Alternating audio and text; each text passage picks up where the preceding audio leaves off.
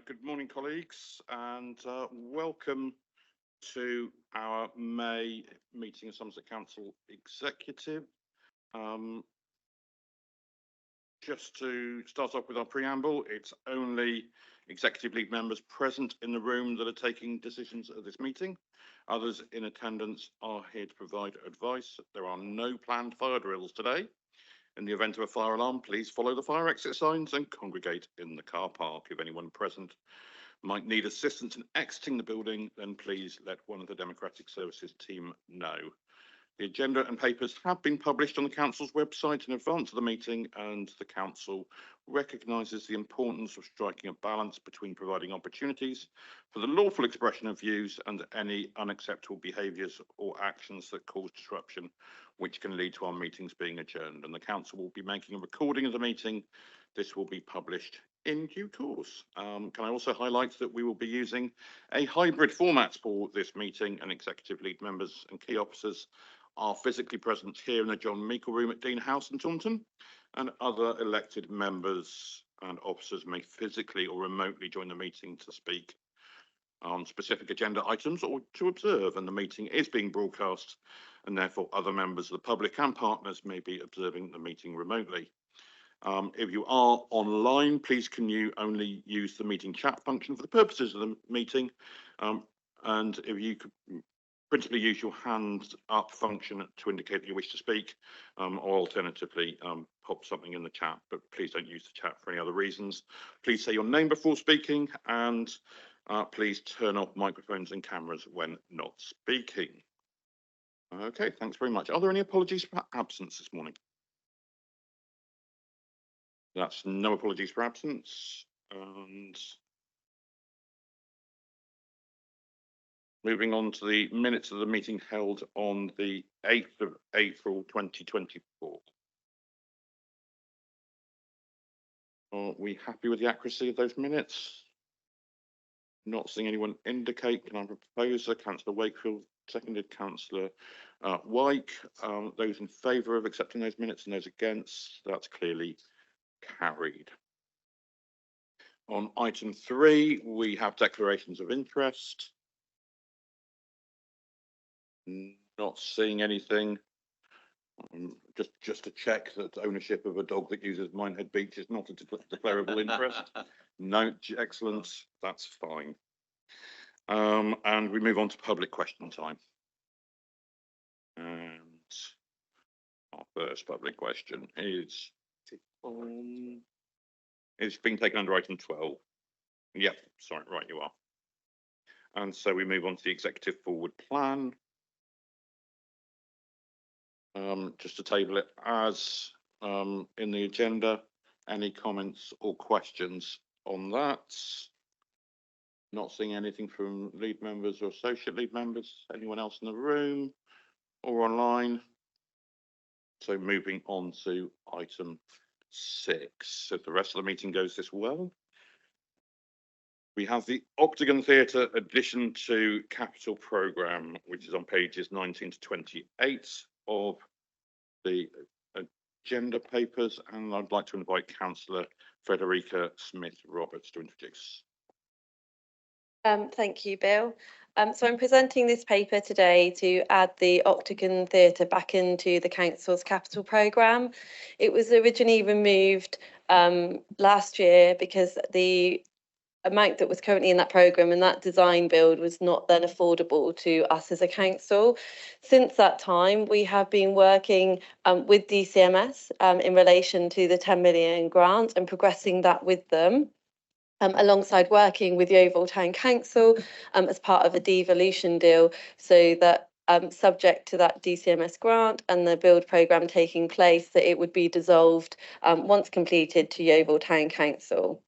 As part of our work with DCMS, we need to be able to add this back into our capital programme to demonstrate that we are committed, I guess, to this project and show that we are wanting to take forward this as a project. So you've got the recommendation there in front of you, but I do want to just do a small amendment to that today, if everyone is agreeable.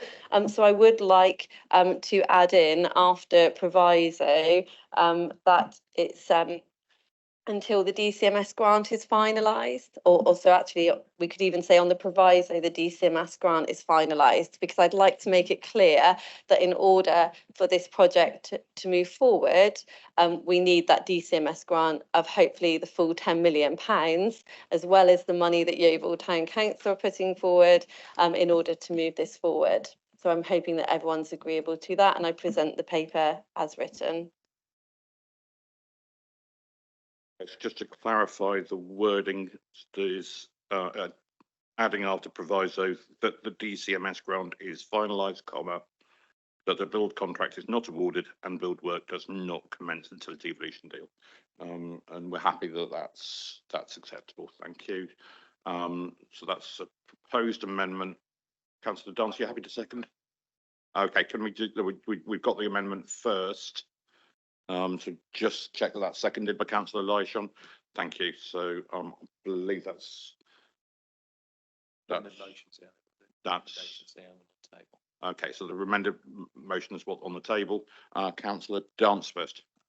Yeah, I've got two quick questions. One question is, if we don't get the grant from government, I was of the understanding we would look to put the theatre back together again before we then hand it back to Yeovil Council. And the second question is, I'm at the understanding that Yeovil Town Council are also going to do a consultation with residents about the spending of that money in Yeovil. So I would say that we also need to have that done before we TP any staff over to Yeovil Town Council. Okay, Councillor Federica Smith-Roberts. I think they're both valid points in relation to what happens in the future of the Octagon Theatre. I think in relation to point one, if it wasn't successful, we would need to bring a separate business case back through the democratic process. And I think in relation to what happens for Yeovil Town Council and their consultation, that is them as their own democratic body to take forward, but we will work with them as part of our ongoing positive relations that we have as the devolution deal. Yeah, I understand that, and thanks for that, Fed. I'm just making it clear, but I think we do need to be making sure we are working with them on the consultation, because if there was a change of plan, then we can't move forward what we want to do with them. That's all I was saying. Thank you. Yep, my point made and understood. Just looking around the room, we've got any others? Sarah Wakefield. Yeah, just as I wanted to say, I really welcome this coming forward, and I think a great deal of work has been done to get us back into this position. It was extremely difficult to deal with the situation that arose, mostly due to costs rising completely out of proportion with what was originally envisaged. So I am really happy to see this happening. I think it's great work by the team. I really hope the DCMS do come up with the goods, and I understand this is a technical thing, that it has to go back into the capital programme because it is a project that we are doing and it can't done. So I suppose at the end of the day, if we didn't have enough money to do it, it would come out again. I mean, to be honest with you, I think we're just being quite clear about that. But I think this is absolutely fantastic. I'm glad that Yeovil Town Council is giving it a good airing and looking at what they're going to spend their money on. I think that's really important for the people of Yeovil as well. So I'm all in favour of this. Thank you very much. Thank you, Councillor Wakefield. I think I misunderstood a question I was asked earlier about what's being shown on the screen. I wonder whether we could have Teams on the screen and not the. Although it's wonderful to see ourselves like looking in a mirror, I think we actually need to see our colleagues who are joining us online. And can I welcome Councillor Valkeach to the meeting? I hope you are recovering well, and I'll invite her to speak next. I am, Chair, thank you. I'm getting there very slowly. Councillor Dance actually asked the question I wanted to ask. I do want to make a comment. I'm delighted to see this coming back in. I think this will be good for the whole county and for the people of Yeovil. I suppose the question I was going to ask was about the consultation. Clearly, my concern would be if Yeovil Town Council go out for consultation and the consultation comes back to say, no, we don't want that. How does that leave us? But then that's presumably a decision for Yeovil Town Council and not this council. But delighted to see it back in. Indeed, I think we just reiterate the partnership work that's ongoing with Yeovil Town Yeah. Council, that it's, we've got to work together on these things, although I appreciate that we are obviously separate sovereign bodies.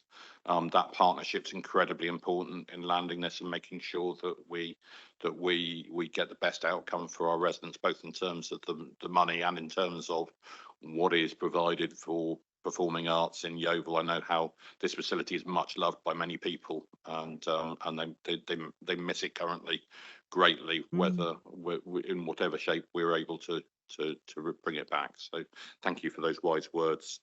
I didn't detect a question that needed a response in that, so just looking around for other league members and associate league members, I think that was everybody that had indicated. So go on to other members. I've got Martin Whale online first. Thank you. Good morning. It's a question about the Octagon, and obviously having had many years experience with the Octagon as an SSDC member.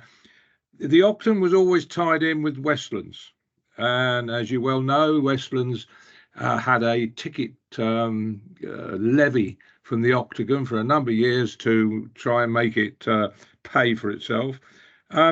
What is the position with the Westlands? Because they were one entity. When they handed over, Octagon and Westlands were one entity. Is Westlands now on its own, owned by Somerset Council, or is it part of the Octagon deal? I ask this question because, of course, over the many years of involvement, neither of these projects ever were in profit. In fact, they were heavily subsidised. That is a matter for the Yeovil Council probably, but I'm very interested in what the position of Westlands will be. Will it become a Somerset asset, or does it go in with the Octagon Theatre as part of the original deal? Okay, Councillor Smith-Roberts to respond. So just some elements there to your question, Councillor Well. So Westlands is leased rather than owned compared to the Octagon. Westlands is looking to transfer as well to Yeovil Town Council, and a part of those devolution discussions that we are having with Yeovil Town Council. And we meet with Yeovil Town Council on a weekly basis in order to look to have this deal done by August. So it all sits under that. Thank you. Martin, and good morning, Mandy. Councillor Chilcott. Good morning. Thank you for the question. I'll put my camera on. I'm just clarifying some dates really. So in the report, just so we can help, I suppose, manage expectation, we've done another outline business plan. It sounds like there's another one that's going to go in, and then it says the final business case in February, March 25. So nothing in reality is going to happen probably for another almost 12 months. I'm just checking really, if at that point Yeovil local people decide it's too much of a burden for them, it's a huge project, will it then at that point possibly come off the programme again? I'm just trying to understand the moving forward and timeline. Thank you. Councillor Smith-Roberts to respond. So you're correct in relation to the timescales. So the DCMS have issued us further guidance in relation to submitting the business case. A more developed outline business case should be going in the autumn, and then a full business case next spring. The DCMS grant is also intrinsically linked on the Yeovil Town Council being part of that deal. So it's all around us all working together. So if the Yeovil Town Council decide not to be able to support the Octagon business case, then we would need to come back to the table and do another business case in relation to what is the future of that as a theatre moving forward. Thank you. It's just the clarity around who's holding the project, as it were, because it's in our programme, but you're saying that firmly sits with Yeovil and is dependent on the support of Yeovil and the people of Yeovil. Just to clarify, the project sits with Somerset Council. We are leading on it, but Yeovil Town Council, where they are looking to contribute 3.75 million, they are a key player in relation to it. So it's partnership working, but we are running the project, and our staffing within the cultural team and assets team are running that project. And so just to be clear, moving forward, if the project comes, the money comes in, you know, which is the desire, and then we start to deliver the project, does that still then sit with the council? I'm just trying to, again, understand the risks moving forward. That's okay, Mandy. Really good questions. Yeah, it sits with us until the moment it's completed, and that would be when we look to then devolve it. Thank you. So we hold the risk of an overspend, for example. We know how building works are. Yes, there is potentially that risk, but we'll look to manage that within the business case. Thank you.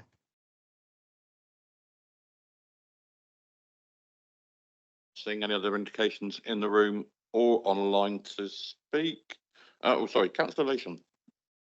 Thank you, Chair. I just want to make the point that even though we're looking at a reduced project budget, this is still a huge budget for a cultural project in Somerset, and we are doing absolutely everything we can to keep this one in our hand and not let it go.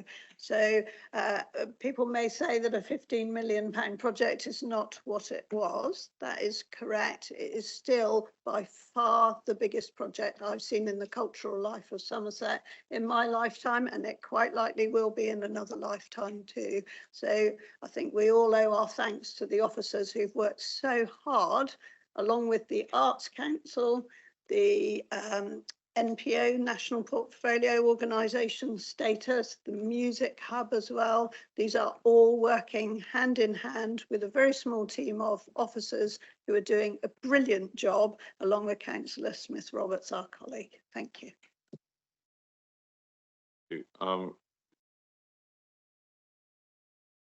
sorry, so I'm just looking at Theo Phillips' microphone and seeing he's got a red light.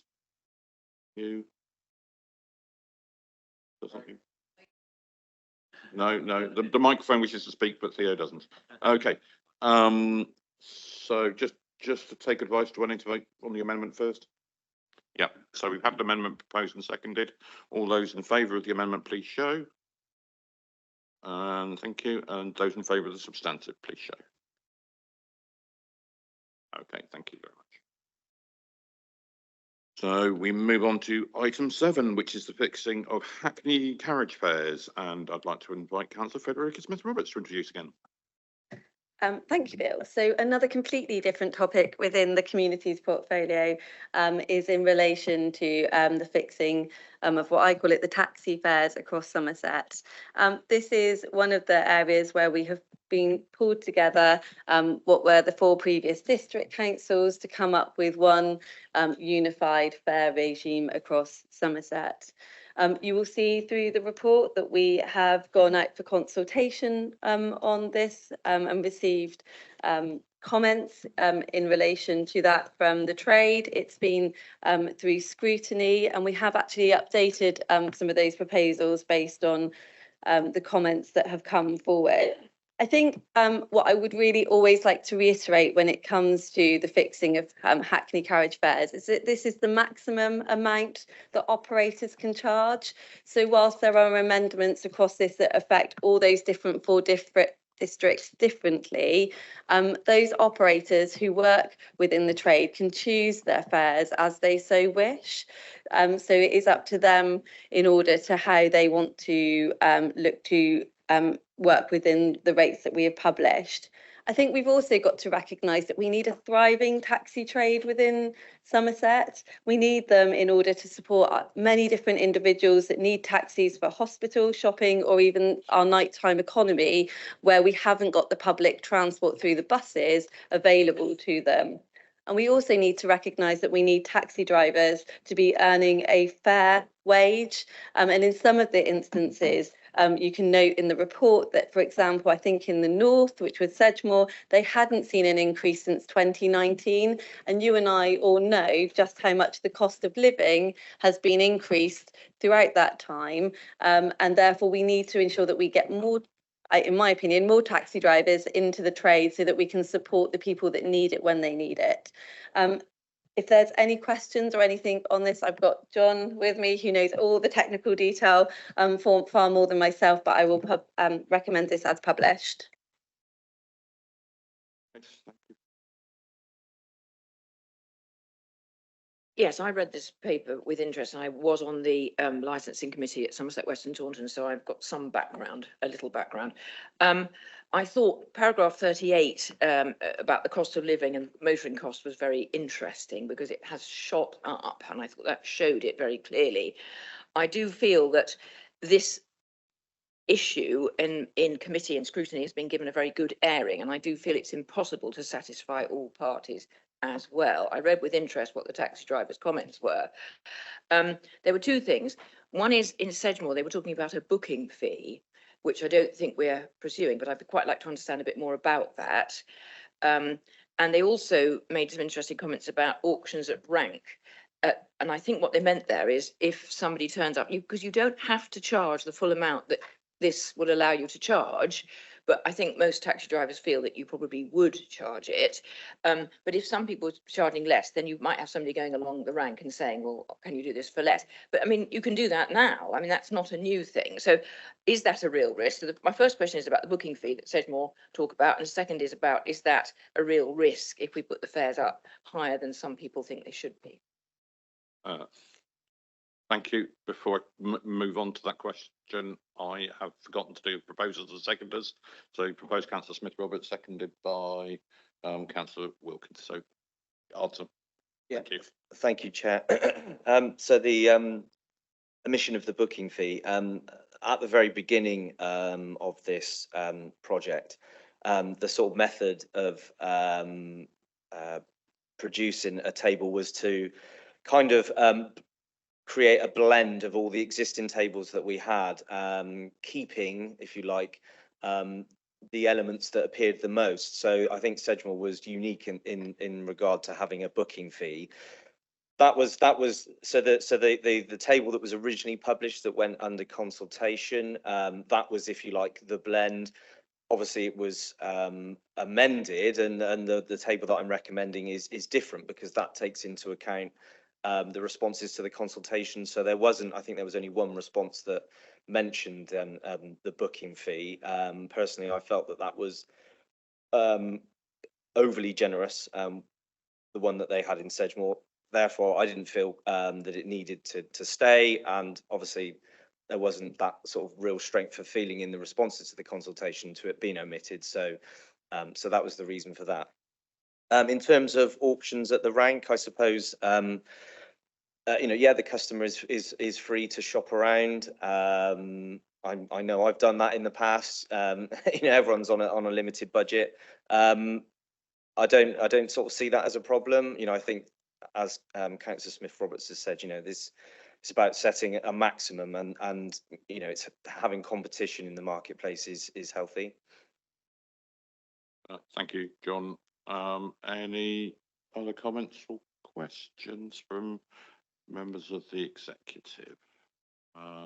Not seeing anyone to go on to other members, and I've got Councillor Jill Slocum. Good morning, Jill. Good morning, Chairman. Good morning, committee. I just wanted to point out that yes, we've always been overly generous in Sedgemoor, but we're known for it. So just wanted to make that point to confirm that. I just wanted to say the reasons for recommendation. I notice it says is, maximum rate can be charged, leaving room for customers to negotiate lower fees. I have to tell you, I don't know what world some people live in, but I've never been able to get into a taxi and negotiate the fee. Never.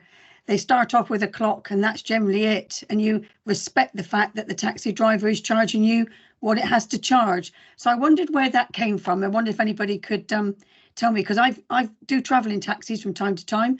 I've been a bit incapacitated and I've never been able to negotiate, which has worried me because I wish I had. It's always lovely to hear your questions, Jill. I think John is going to give you some negotiation hints right from the start. He's got some good experience of personal experience from using taxis in the nighttime economy, and perhaps it might be more common as well when it comes to fares that are booked in advance as well, and sort of shopping around asking for prices and then maybe going back to see if you can get that fare down. But yes, as I say, personal experience. Okay, well, if I may, Mr. Chairman, I just wanted to say that what we must do is ensure that we keep our taxi drivers. A lot of elderly use our taxis, and what we don't want to do is outprice them. And I think it is. I've always not understood why there has been anomalies in different areas with the pricing. I do understand that can be difficult, but we must look after our taxi drivers, and that's one thing I think that's very, very important, because they do play a massive role in our communities all over. Thank you. Thank you, Jill. Good point, well made. And not only in our communities, but also our economy as well, being particularly able to access the nighttime economy, for example. And maybe we could do some negotiation on a nighttime economy visit. Who knows, Jill? I've got Adam and then Dixie. Yeah, I use taxis on a regular basis, and if Jill wants to come out with me and have some hints on how to negotiate, I'm more than willing to take you out for the evening, Jill, and we can go and try different taxis. But you can definitely negotiate, and actually sometimes you have to, because sometimes certain people do try to take advantage of certain people. So it is a good idea to negotiate. Thank you. That's a date. You. Thank you. Thank you. We will take that offer offline if we may. And Dixie. I've just got a question about the review process, and forgive me if this is in the paper and I haven't seen it, but is there a statutory requirement on us to do this annually or every 3 years or every 4 years? I'm just thinking that, you know, the rate of inflation over the last year has kind of been massive. So in a way, if those fares have been capped, that could cause those taxi drivers some difficulty. So I'm just like wondering, we agree to this, if we agree to this today, when might we revisit it? Thank you. Yeah, thank you, Councillor Darch. Yes, it is a maximum.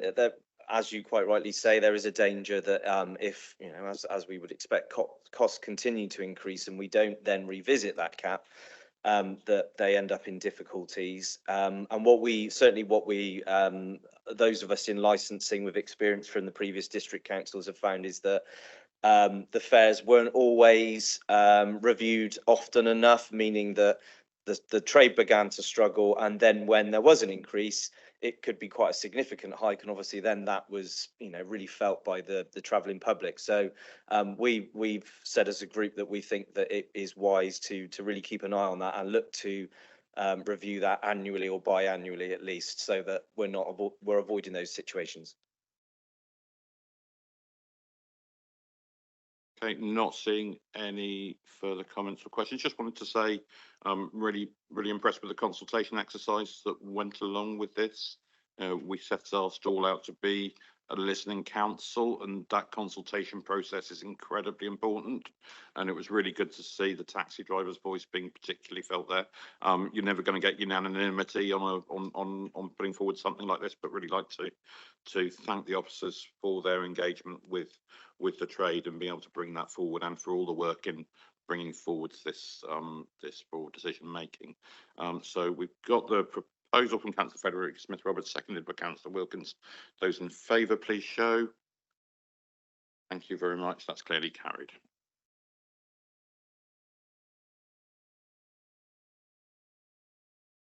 Which brings us on to item 8, which is the establishment of the Gravity Enterprise Zone Executive Subcommittee. And I'd like to invite Councillor Ros Wyke to introduce the item. Thank you, Chair. I would just like to recap on where we are at. As everyone knows, Gravity, one of our Somerset enterprise zones, will be hosting the UK's largest battery cell manufacturing facility. Agritas, which is part of the Tata Group, will be investing 4 billion in Somerset, creating up to 4,000 jobs at the facility once fully functional. Agritas hope that the first building will be open as early as 2026, with further buildings and production lines and employee numbers rising steadily year on year. The council is making good progress on many aspects of this project. Our growing planning team is already dealing with a number of compliance matters. Discussions with government departments are ongoing to ensure the enterprise zone designation is extended and that the council can access a grant to fund the early years of the delivery of the project. The implementation and delivery team is being put in place to ensure the council has the right capacity and resources to deliver within this enterprise zone. Working with key stakeholders, the officers are finalising arrangements for the local community forum to provide local communities, businesses, members and stakeholders with a forum where they can share views, discuss ideas, learn about the various benefits and opportunities created by this development. Already there's been a very successful open day at Bridgewater College with students looking at the opportunities for future employment there and the appropriate skills they'll need to acquire. In addition, members of the community also attended, and I think this is part of an ongoing discussion with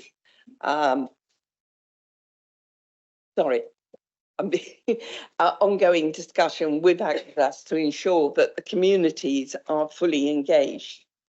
The purpose of this report is to ask the, well, first of all, I'd like to remind people that the executive in March already agreed a number of recommendations to enable the council to progress the delivery of the enterprise zone and the Agratas facility. We're now asking for recommendations to be approved to establish a subcommittee to provide the governance and decision-making body that which will steer the delivery of the enterprise zone and make the necessary decisions on behalf of the council. We obviously want to support Agratas in moving at pace on this project. This report proposes a delivery and the terms of reference for the subcommittee. The subcommittee is, as with many executive subcommittees, the leader and lead members in the relevant areas across the council. And it will also provide a vehicle for monitoring the delivery of this enterprise zone and realising the benefits for the whole of Somerset. We will be getting more detail coming through to the executive in the weeks and months to come. But this is a first step of governance in this direction. I'm hoping that everyone will be able to support the decisions in this particular paper. Thank you. Thank you, Ros, and welcome to Paul Hickson. My apologies for running the meeting half an hour early, which I'm not sure caught you by surprise. Is there anything you wanted to add to what you heard of Councillor White's introduction? I don't think so. Thank you, Chair. As Ros has covered the ground in detail already, that obviously the subcommittee would be the heart of the kind of governance of the project as a whole. I think just to make a slight point, in as much as that the engagement fora that we look to establish, the member fora and also the local community forum, I think are conduits into the executive subcommittee. I've heard the phrase used, and I think it's relevant here, about learning the lessons from the Hinkley Point C project. So that kind of joined up working through our engagement mechanisms into our monitoring of the project and our executive decisions is a positive learning point from the Hinkley major project. Thank you. You've just stolen what I was about to say, which is very kind of you. Which is around the functions and item 10 on the terms of reference, which is it's really important that there's a governance route through from the forums through to decision making. I've had experience with a number of the EDF forums, and I felt it was something that was missing from that element. It also enables us to consider the unknown unknowns, the things that aren't foreseen as part of the Section 106 agreements and all of that sort of thing. Looking at Hinkley, we would, the original plan was to bring a lot more aggregate in through and earlier through the pier, through the jetty, and that didn't happen in the end, which had unforeseen impacts in other parts of Somerset. If we'd had that forum and that route into decision making, I think we would have been able to respond to that more effectively. So I think we have learned the lessons well. Councillor Wakefield. Yeah, just a couple of questions. It says, and I'm sure this is standard, the subcommittee will report at least annually to the executive, but obviously I think we would hope to have more regular reports because it's such an important project. And number 12 on the constitution says to approve third-party funding applications and expenditure dealt by the council above the thresholds for delegated powers. And because we're so worried about expenditure generally as a council, I'm just a bit concerned about that. And I'd like a bit of an explanation of what it means exactly. It says, as for the thresholds for delegated powers of the officers of the council as specified in the council constitution. So it's saying that to approve third-party funding applications and expenditure by the council above the threshold. So that's a little bit worrying to me. Councillor White. If you look at the terms of reference, it does actually say at least once a year, and that is the standard one. I would imagine this is very much going to be a focus for the executive in the years to come, and there will be regular reporting. And on the second point around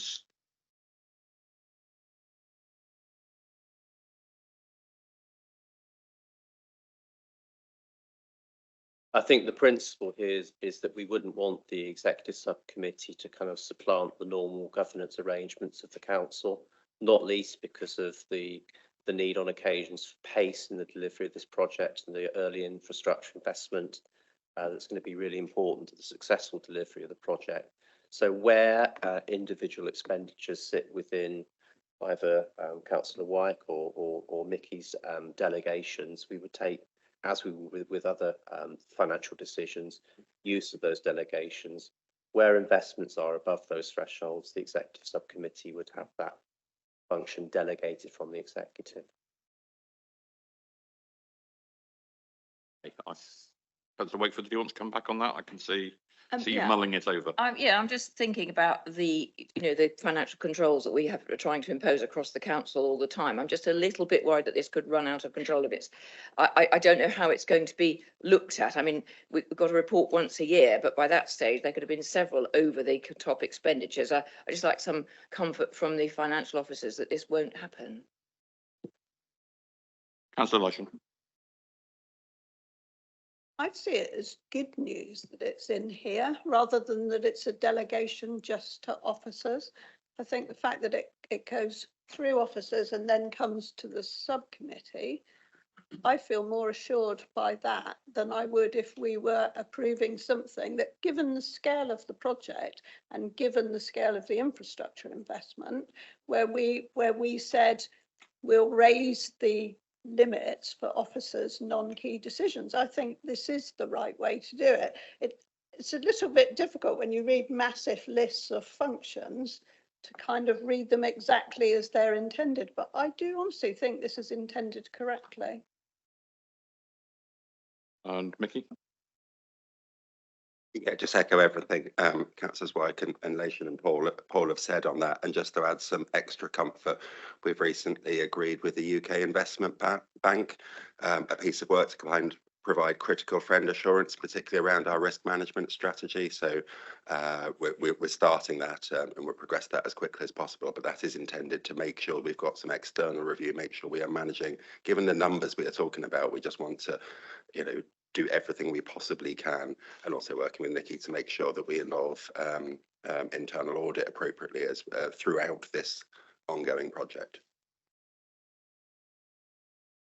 Okay, please see the reassurance on that. And Councillor Darch. Can I just ask if the substitute members get a vote? That's usual practice as far as I'm aware. Yeah, that's that would be the same on any council committee, that a substituting member would be a full voting member. And of course, being an executive subcommittee, any member of council can attend and would particularly welcome the input of local members on anything that impacts them. both in the Huntsbills division and in all the neighbouring divisions and so on. Although this is a project for the whole of Somerset, it will have a particular impact on that area, and it would be great to see the local members and indeed the parish councils that are directly impacted present as well. Not seeing any other comments or questions in the room, so moving to other members, and Councillor Slocum. Hello, Jill. Thank you, Bill. I just wanted to ask, you've just stole my thunder a little bit. I just wanted to know whether, as you know, many of us in the Sedgemoor area were very involved in Gravity and its conception and everything else.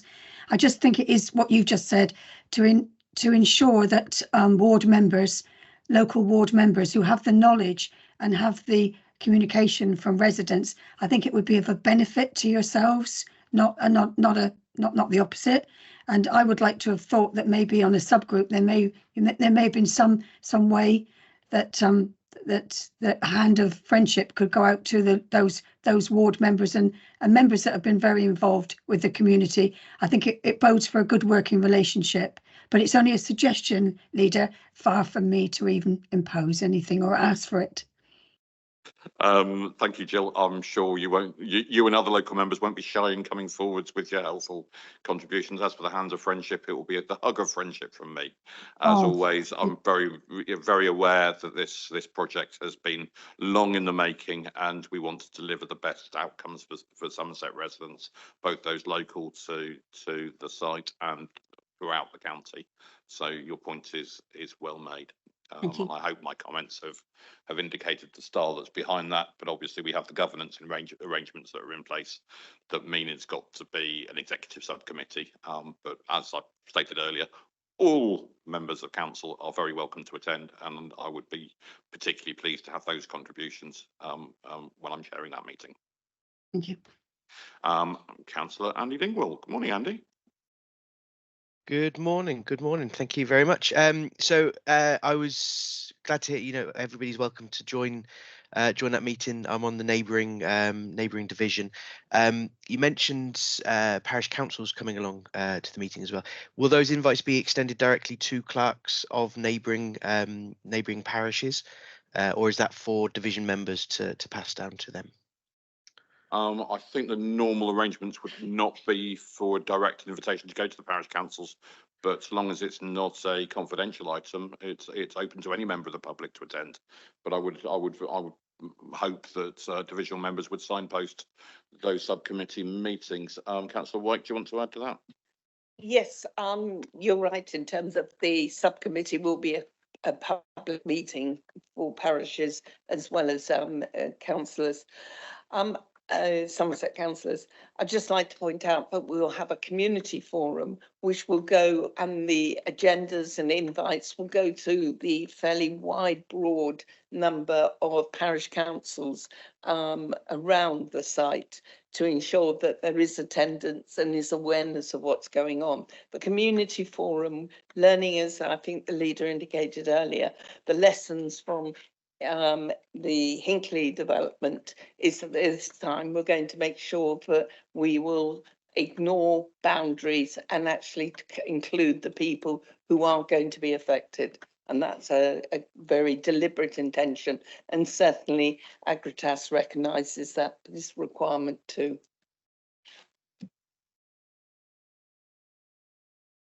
Thank you very much. Thanks, Andy. Not seeing anybody else indicating. No, so we have proposal from Councillor White, seconded by Councillor Wilkins. All those in favour of the recommendations, all those against, that is clearly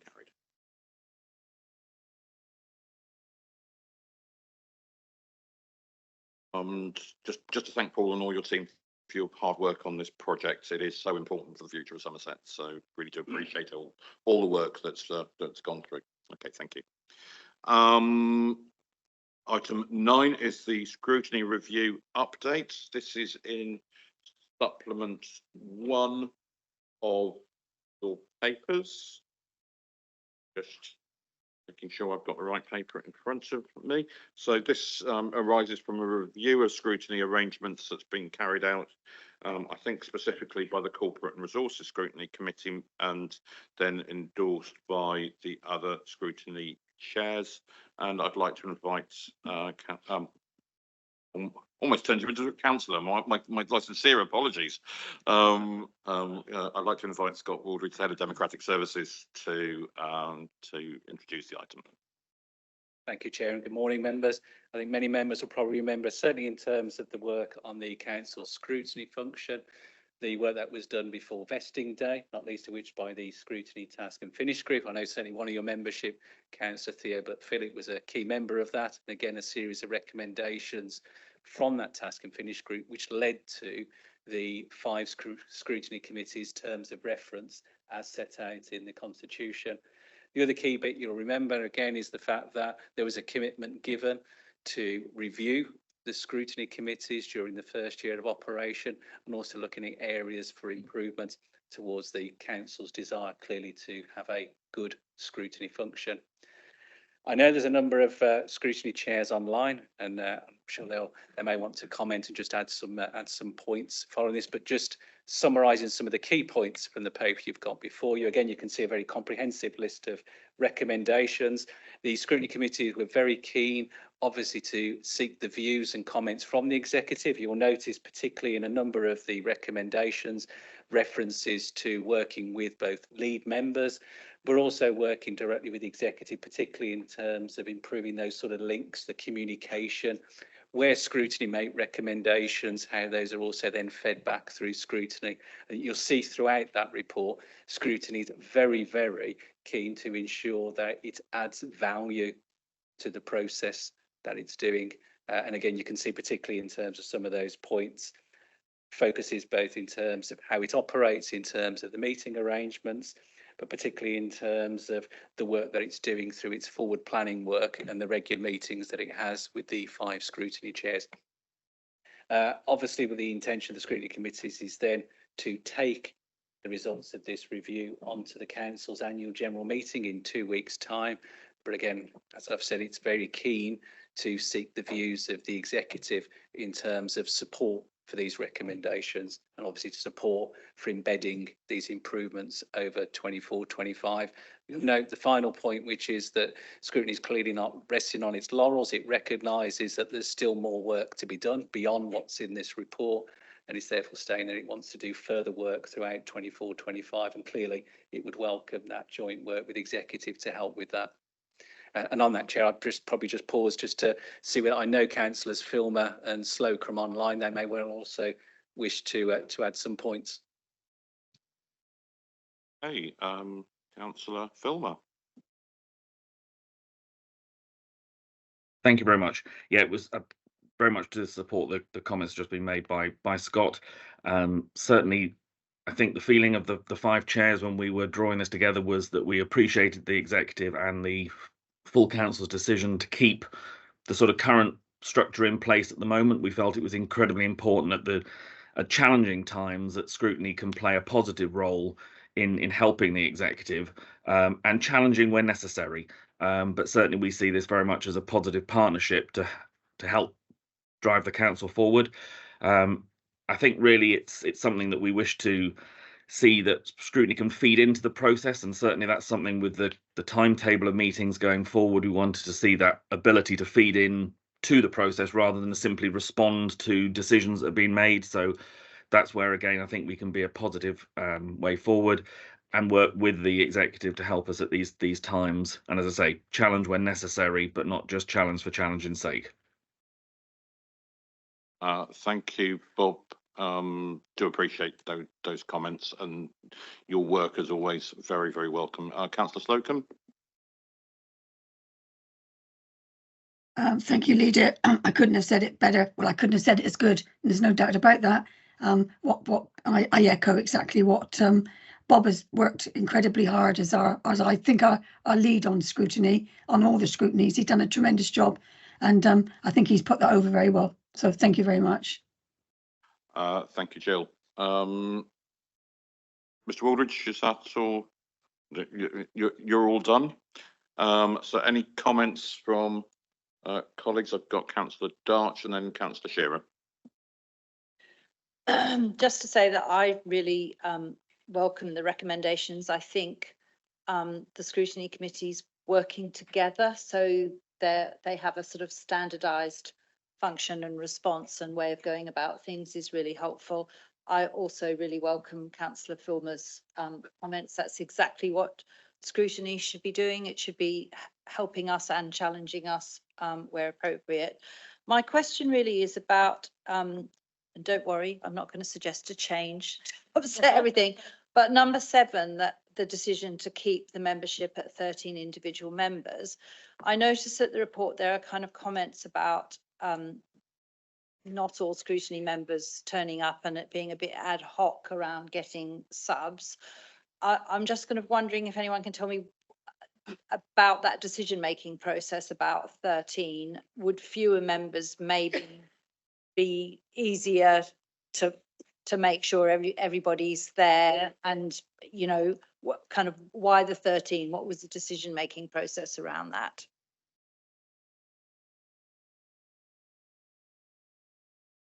Thank you for the question, Councillor. I mean, again, I think the origin of the 13 size of committee membership was principally to ensure that representation from the 5 political groups could be achieved as best as possible in terms of political proportionality. I think the other bit I'd probably connect everything with is also recommendation number 5. I think it's just recognising that scrutiny, like many committees, wants to be as inclusive as possible. Clearly, there's a balance in terms of people's time and commitment. So the chairs working with their committee members were keen just to make sure that we maximise the best possible membership for the 5 scrutiny committees. But again, it's recognising the important role that substitutes play in terms of that, because consistency, particularly where you've got substitutes, is also really important in the committee's work. Yeah, I think it's also important to consider the geographic distribution as well as the political distribution. In that, we're very aware that Somerset is a very big council geographically. I'm certainly every day you learn something new about Somerset, and it's important that all areas are reflected and represented at scrutiny and in all our committees. Heather. Thank you, and thanks for the report. Well explained, and thank you for the support from the chairs as well of the scrutiny committees. I really do believe in scrutiny as a way forward. I think it's fantastic, and what I'm particularly glad to see explicitly really within the recommendations is the idea that the 5 teams should be, or 5 groups should be working more closely together, and that I think the coordination across the forward plans I think are really important. Not because I think someone's going to just duplicate things, but there will be thematic issues I think that could really be benefited from being looked at across more than one or working together. So I realise our diaries are incredibly busy, and I know it's hard to get democratic time, if you like, or time for democratic issues, but I welcome that. So I particularly commend that element in the recommendation. So thank you. More of that if we can get it. I think also as the scrutiny groups seem to mature, if you know what I mean, we all kind of started, we felt like we're starting fresh, which we weren't, but it was kind of like, oh, let's start again at the beginning of 22, beginning of the municipal year of 22. And I think it's really nice to see those groups grow. So I'm looking forward much more to seeing those work plans align. Okay, and Theo and Sarah, and then I'll just checking the hands online and non-executive members. So Theo and then Sarah. Just really wanted to say thank you very much to Scott and Jamie and to the chairs, vice chairs and members of the scrutiny committees for the work that they're doing. I'm really pleased to hear that the informal meetings between the chairs and vice chairs monthly are working well. I think that's a really important thing that was put in place to ensure that it was working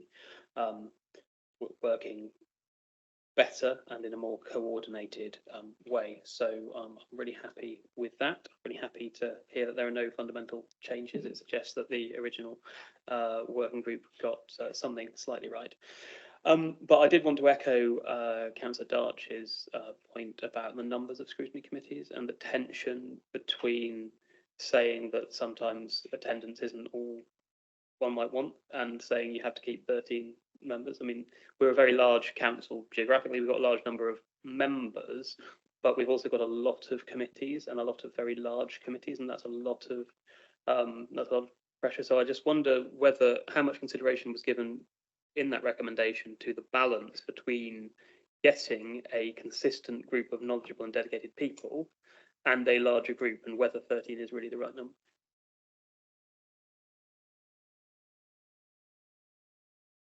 And I certainly know in terms of the work that's been done through the scrutiny chairs and looking at attendance, that has been an area of focus. But again, you'll see from the recommendations, it's something which the scrutiny chairs and the committee still want to continue with in 24-25. I think for me, perhaps that might be something which the executive might want to ask the scrutiny committee to keep certainly under review as part of the review they're due to do through the rest of this financial year, and perhaps then come back with recommendations towards the end of this year. Thank you. And Sarah. Yeah, I just wanted to say a word for the people who actually serve on scrutiny committees, because it's a really tough job, because you're given papers that you may not have seen before because you won't be party to some of the background information, and to get to grips with it and then ask decent questions about it in committee is quite a task. So I just want to say a word for the people who sit on them.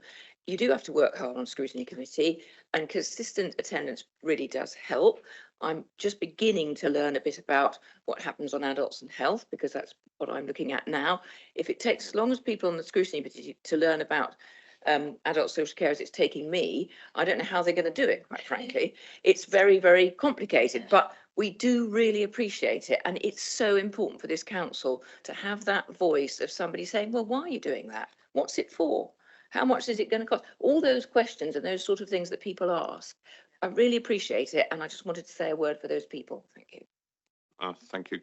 Good points, well made. Don't think they need a response. Councillor Wilkins. Yeah, Sarah's kind of taken my thunder, but I just want to add on a point about the flexibility of the scrutiny chairs and members, because quite often fitting in something into the right time space, literally you have one option and that's it for times and dates, and it's always an incredible job by the officers to try and fit everything in. So I'd just like to put a shout out to that, really. Thank you. Okay.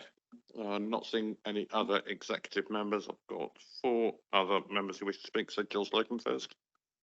Thank you, Leader. I think I just wanted to say that we really are almost reviewed, scrutinied out. We've had so many meetings to talk about the where's, the wherefore, what could be improved, whatever. We really have scrutinised this. We've scrutinised ourselves absolutely right down to the bone.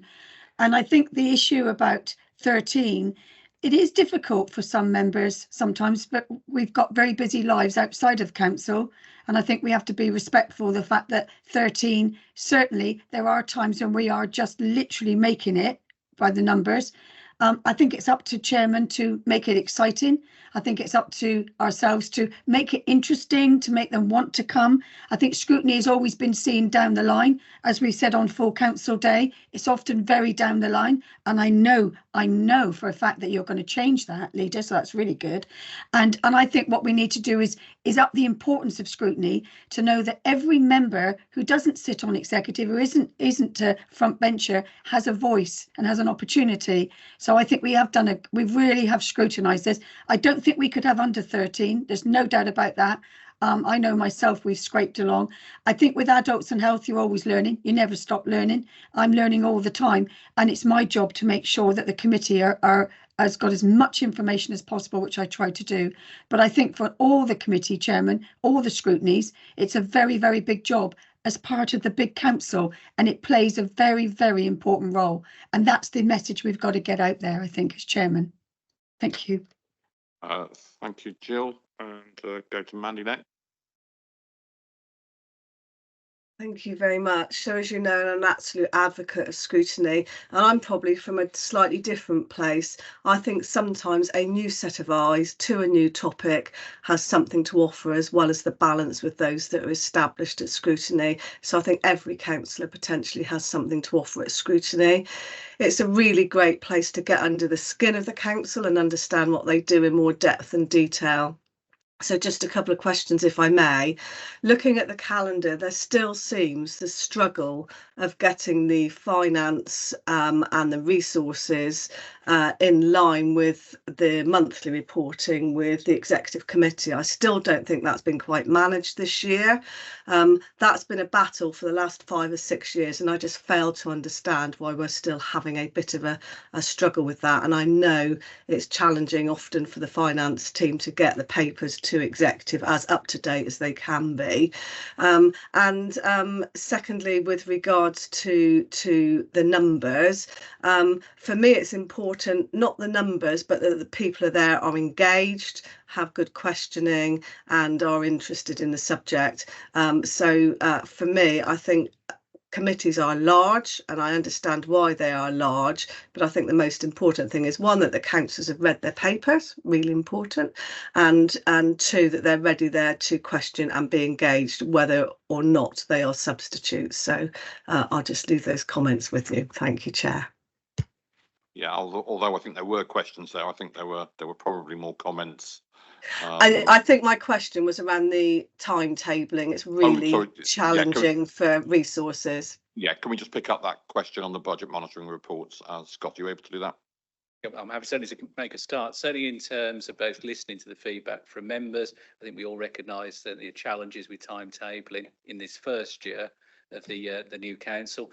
We've made extra efforts, particularly in terms of the calendar for 24-25, and members hopefully will be pleased to see in the calendar that's coming forward to the AGM in 2 weeks' time that we've managed to synchronise the corporate resources scrutiny to meet at least 1 week before each executive meeting. So a rough rule of thumb is that the scrutiny committee will meet at the last week of the month and the executive will meet in the first week of the start of a new month.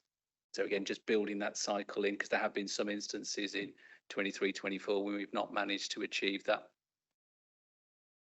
Thank you. I welcome that. It's been a struggle for many years. So if you've achieved it, that's fantastic news. Thank you. There we go. Okay, super. And I've got Bob next.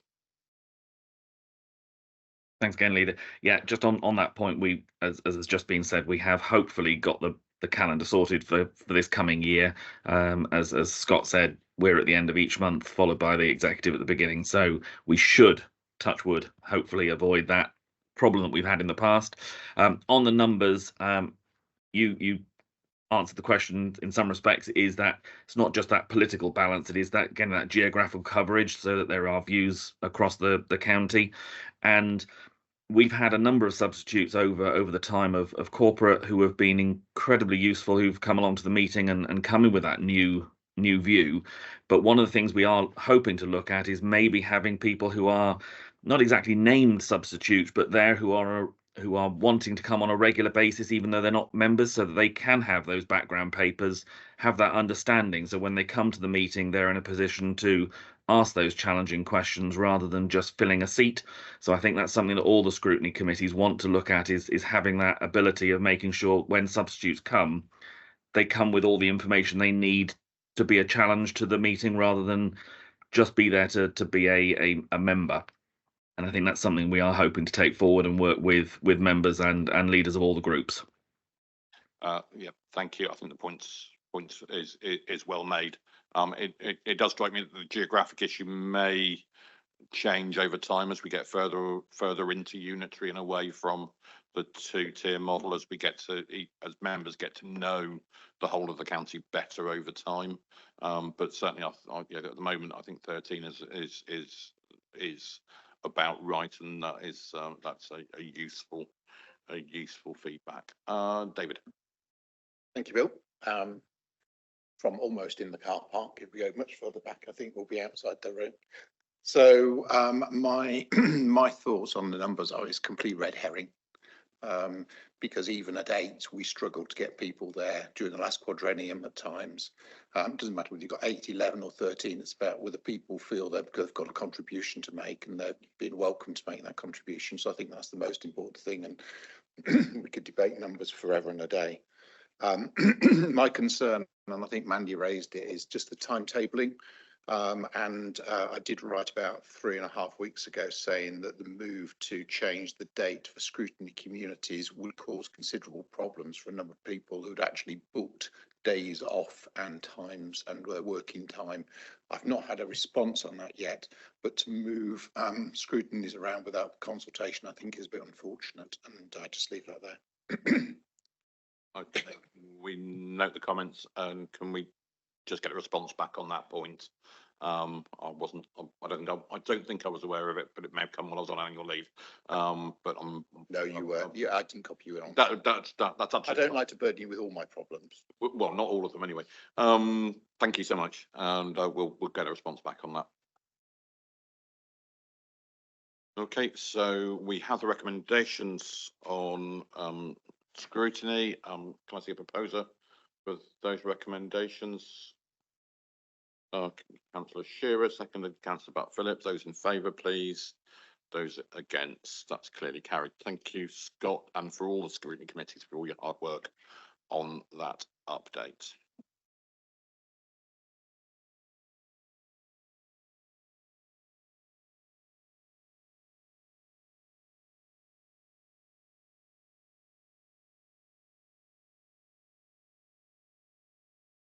Okay, and we move on to item 10, which is LCN update and review, and would like to introduce Councillor Theo Butt-Phillips to speak on the report. Thank you very much. LCNs have been in existence for a little less than a year, but it is something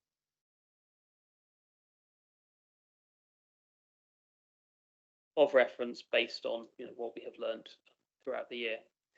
Before I hand over to Kate Hellard, I just want to say a few things about the LCNs and the changes that are being made here.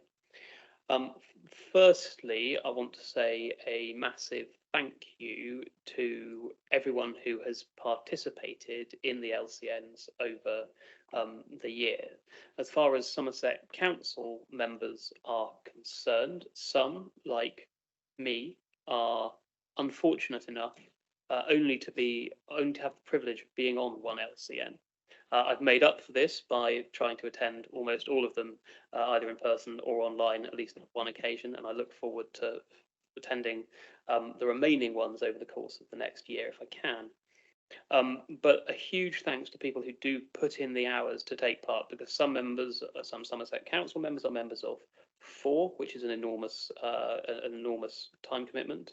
The chairs and vice chairs put in a huge amount of work on a voluntary basis to make them work, as do all the people who attend from Somerset Council, from city, town and parish councils, from the BCFSC and other partners.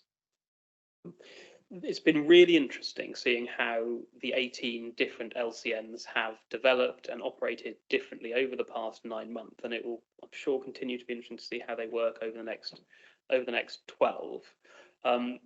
We've had some great examples of things like the young people's work that's been being done in Taunton, the lessons we can learn from the Exmoor pilot in particular in relation to highways and traffic working, and work on active travel being done in places like Bridgewater and in the Levels and Moors LCN. So just an enormous thanks to everyone who's made them what they have been over the last 9 months. We're coming up to the AGMs of the LCNs, and so it is appropriate that we make the annual set of changes to the terms of reference now. I would say that the changes that are being put forward at the moment are not extraordinarily radical, although I suspect that's the sort of thing that I say and then somebody takes issue with immediately afterwards. But they are essentially simplifying the terms of reference and trying to reflect the fact that LCNs are not meant to be as formal as committee meetings of Somerset Council. They are more collaborative. I'm sure we're all very collaborative on Somerset Council, but they're meant to be even more collaborative than that, and based on building consensus, and not necessarily have all of the trappings of a formal council meeting, which can be a barrier to participation for some. But that's probably enough from me. So I think I'm going to hand over to Kate Hellard, who is the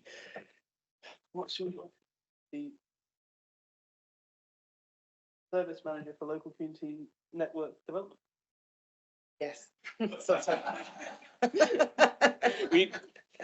the LCN Development and Engagement Manager.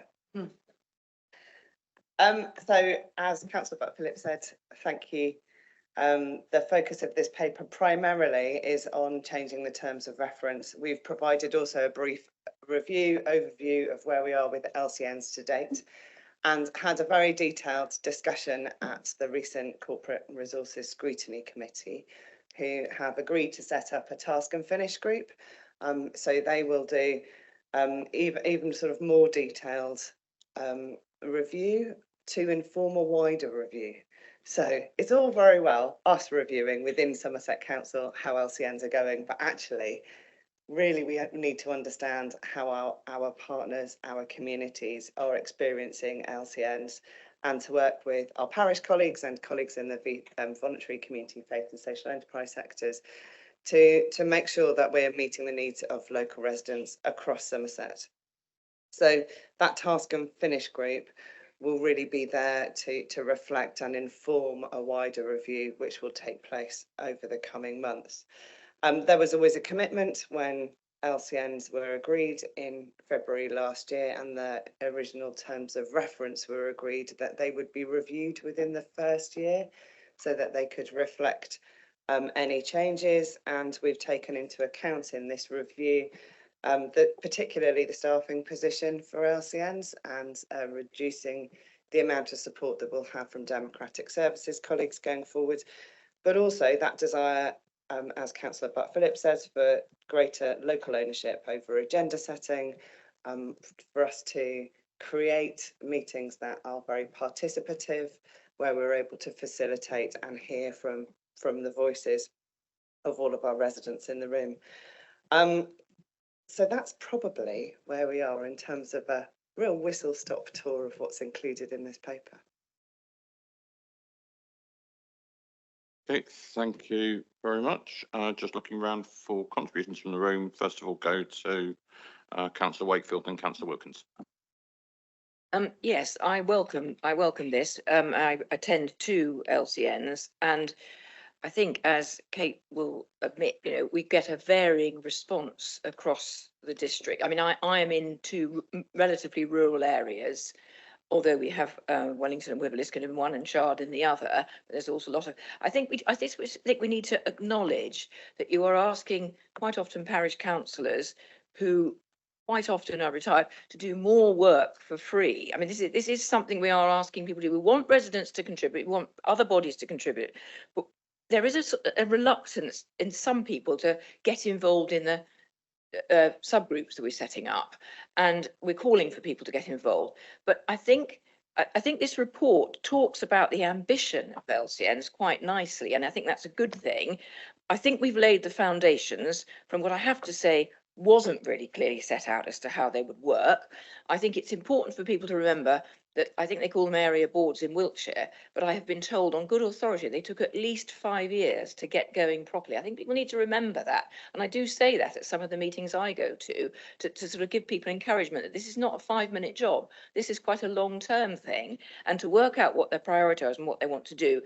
In the report here, it talks about preventing residents from reaching crisis, a return on investments, positive impacts, impact on quality of life, working with One Teams and Connect Somerset, and developing local solutions. All those things are ambitions, and I would love, certainly in my role at adult social care, to see more of that happening, and I hope it will. But I think we just need to say we're a kind of running along the runway, and we've just about got our legs off. It's a bit like a swan taking off. I don't know if anybody remembers what they do, but they run a long way before they take off. I think we're kind of in that position. We're just about getting airborne now, and there's a long way to go. But I'm really optimistic that we'll get there, but people mustn't think it's all going to happen straight away. And some of the people who come to the meetings say, oh, we haven't achieved anything. Well, we're not going to achieve anything overnight, but it's a very good foundation, and I'm very pleased to see that we're looking at them positively. Thank you. Thanks, Sarah. Richard? Well, I'd like to completely disagree with Councillor Wakefield. I think that some LCNs have hit the ground running. Just to pick up on Councillor Butt-Phillips's comment around the Level and Moors working group of active travel, our local parish councillors are very involved in that and have done some excellent work and are continuing to. But I'd also like to point out, I think it's very remiss of you to not point out our other working group, which is Health and Wellbeing, which has been ably chaired by Councillor Fothergill, and some fantastic work that we're doing, especially around isolation and loneliness. So I'd love to hear a comment on that. Now I've named you. Thank you very much indeed, Richard. For me, I think there's some easy things that LCNs can achieve, and active travel is relatively easy because I think everybody's focused it. Actually improving people's health and well-being in the area that they live is a really difficult one. That's how we can make most change. And I think for those of us who live in rural areas like the Levels and Moors, there is so much rural isolation and mental health issues that just isn't understood at the moment. So it's a really important aspect, and I'm pleased that we're doing something about it.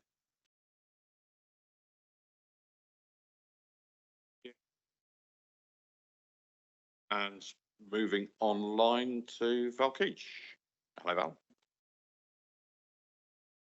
Val. Thank you, Bill. Really, I saw the paper. I was asked to agree the paper. I think the terms of reference, we've probably now got them about right. I think Sarah Wakefield, Councillor Wakefield is absolutely right. This is the start of a process. It's not the end of a process. We took over a project which wasn't terribly well defined, and I think the team have worked very hard to now define that project. And I think some of the LCNs, I keep hearing, oh, they're just talking shops. Well, that's up to the people there to make them not talking shops. Richard's right about the Levels and Moors, and some of the other LCNs are doing a tremendous job. It's up to us to keep them, keep people interested. I attended the first meeting of all 18, and I was impressed with the enthusiasm in the room. Obviously, of late, I've been unable to visit, but hopefully later in the year I'll be able to attend some more. But I would certainly, I mean, obviously I don't get a vote on this, but I would urge the executive to accept the recommendation and do everything in its power to ensure that LCNs continue and provide a much needed conduit for the people of Somerset. I've said this before and I will say it again. We took out a whole tier of local government, and it was the tier we took out, that was taken out, was the one where people went to. They went to the town or parish council, but then they went to the districts. Now I see LCNs as very much filling that gap, and it is a wonderful way of connecting with our communities.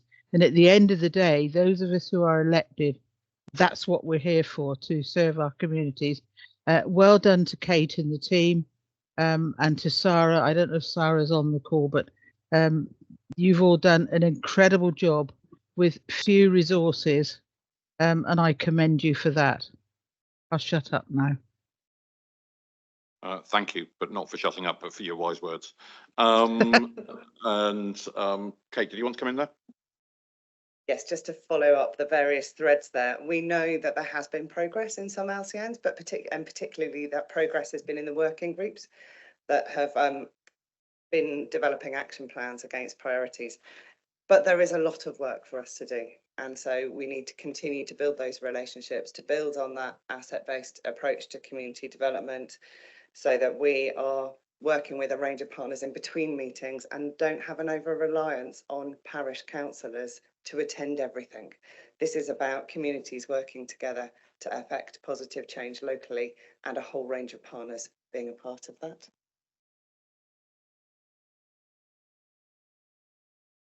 Okay, thank you. And going to other members. I think Francis won that by a short head. So Francis, then David.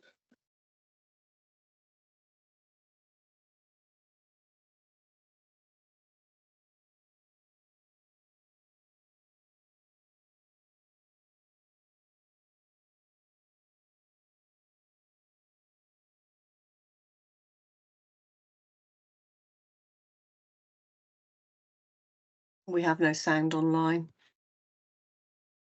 Thank you. We're just trying to work out whether Councillor Nicholson. No. Yeah. I can. There. Yes, Okay. we got you now. Thank you very much. Surrounded by microphones now. I was really pleased to see after scrutiny that a number of the items in the terms of reference that have been taken out at that point have gone back in, or a version of them, tying much more clearly the what happens at LCNs and the priority setting that goes on there with the council. So that was really good. I'm really pleased about that. But I want to raise something for the future. It's not, I think, a thing that can be dealt with at the moment.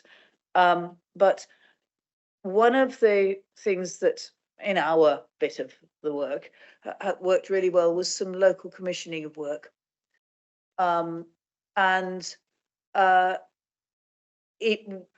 problem is who holds the money to do it and how it's commissioned. Now, the last thing we want to do is to get into OJU, this, that, and the other, and the council type procurement. But equally, if a particular parish council decides to hold the money for everybody to do some work, it'll tip it over into the next level of audit.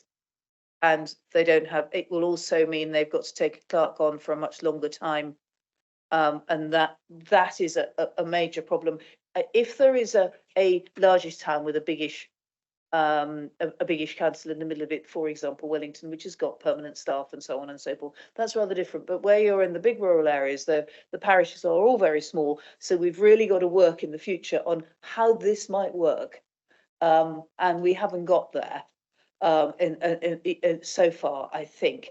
And the other bit is, if some things are to be done at an LCN-wide level, and particularly if they are to be, the funding is not a county-wide, you've all paid your council tax, but a much more local thing. Equitable share of costs across the parishes is going to be really quite difficult. For example, if you want to do work on roads, some of which has been locally commissioned, you have got parishes with very small populations and a very great deal of road, and other parishes with quite a lot of population and therefore quite a large precept in total, and not very much road.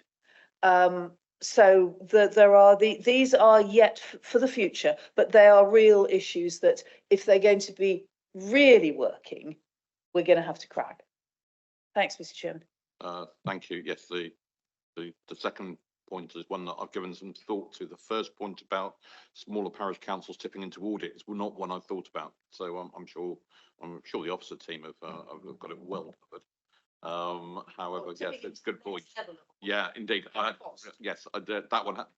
It was one of those bits that you know the information, but you haven't twigged the impact. So thank you for both of those points.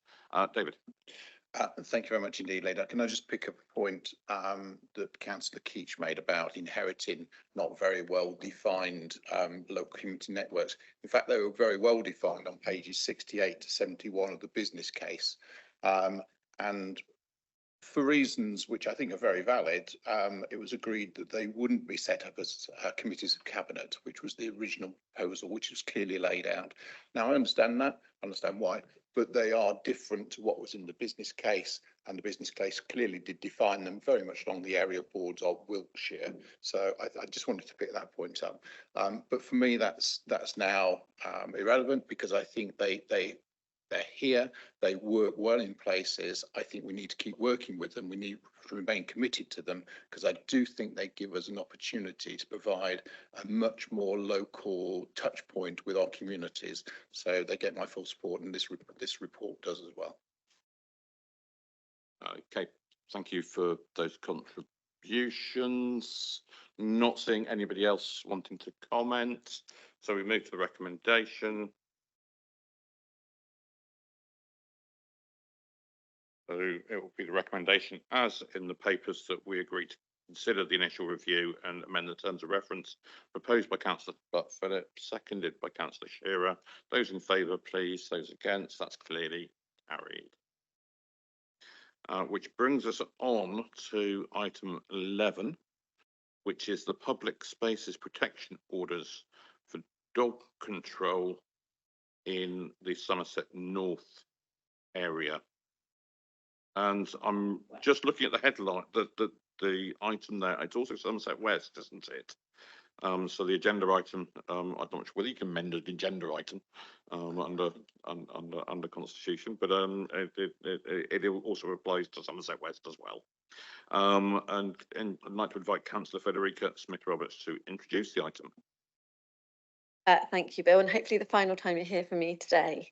So this is in relation to bringing in PSPOs in relation to, as you said, Bill, for Somerset North, so previously the Sedgemoor area and Somerset West, but this is in particular to the west part of Somerset.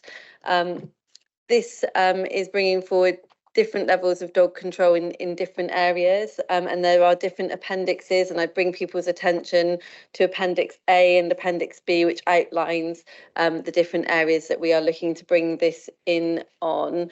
There has been an amendment since this was originally published, but those papers have gone up, I believe, onto the website in relation to one area in the west where we were including a piece of land that actually belong to Minehead Town Council rather than being in our remit. And thank you to Councillor Craig Palmer for pointing that out to us and feeding that into us. So we have gone out to consultation in relation to both of these PSPOs, and I think you will see through the papers that we've actually then listened to the feedback that we've had and looked to come up with what I would say a reasonable approach into relation to trying to get the best of what people have fed back into us. I think we've received phenomenal responses for the PSPOs, particularly in the West, with over 500 responses coming forward and 122 in the North. In relation to those consultations, if I focus on the North, we have looked to adapt our recommendations in relation to the different beaches and where dogs can go in those, and that was based on that feedback given. And the same in relation to the West, in particular around Blenheim Gardens, where 71% of respondents were in favour of dogs staying on leads in that area.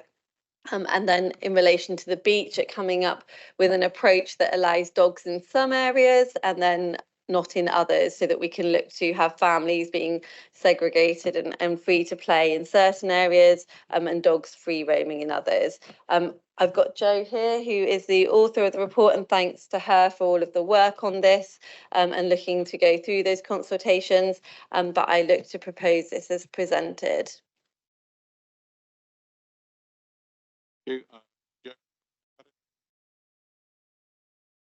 No, I think Federica, Councillor Smith, it's been covered. Thank you. Thank you, Jo. Yeah, I don't envy the task on this one, because I was listening to the coverage of it on BBC Radio Somerset Breakfast Show the other day, and it was suggested that we ban irresponsible owners, and I'm not sure what they look like. But if only we could tattoo irresponsible dog owners or something like that. So it might be possible to do that. But yeah, it's always a tricksy one. Having been both a dog owner and a parent of young children, it's getting the balance right. I think we've got it here, but I'm sure there'll be people who disagree with what we've got, and I believe a PSPO is reviewed every 3 years. So there'll be opportunity to come back and see whether we can do it better once we've tried something. Anyway, any comments or questions from colleagues in the room? Councillor Darch and Councillor Wilkins. I'd support what the leader says about this being a contentious issue. I was discussing it with some of my community kind of members recently, and some of them just say ban dogs, altogether, and their owners. Others are the other way. Others are in the middle.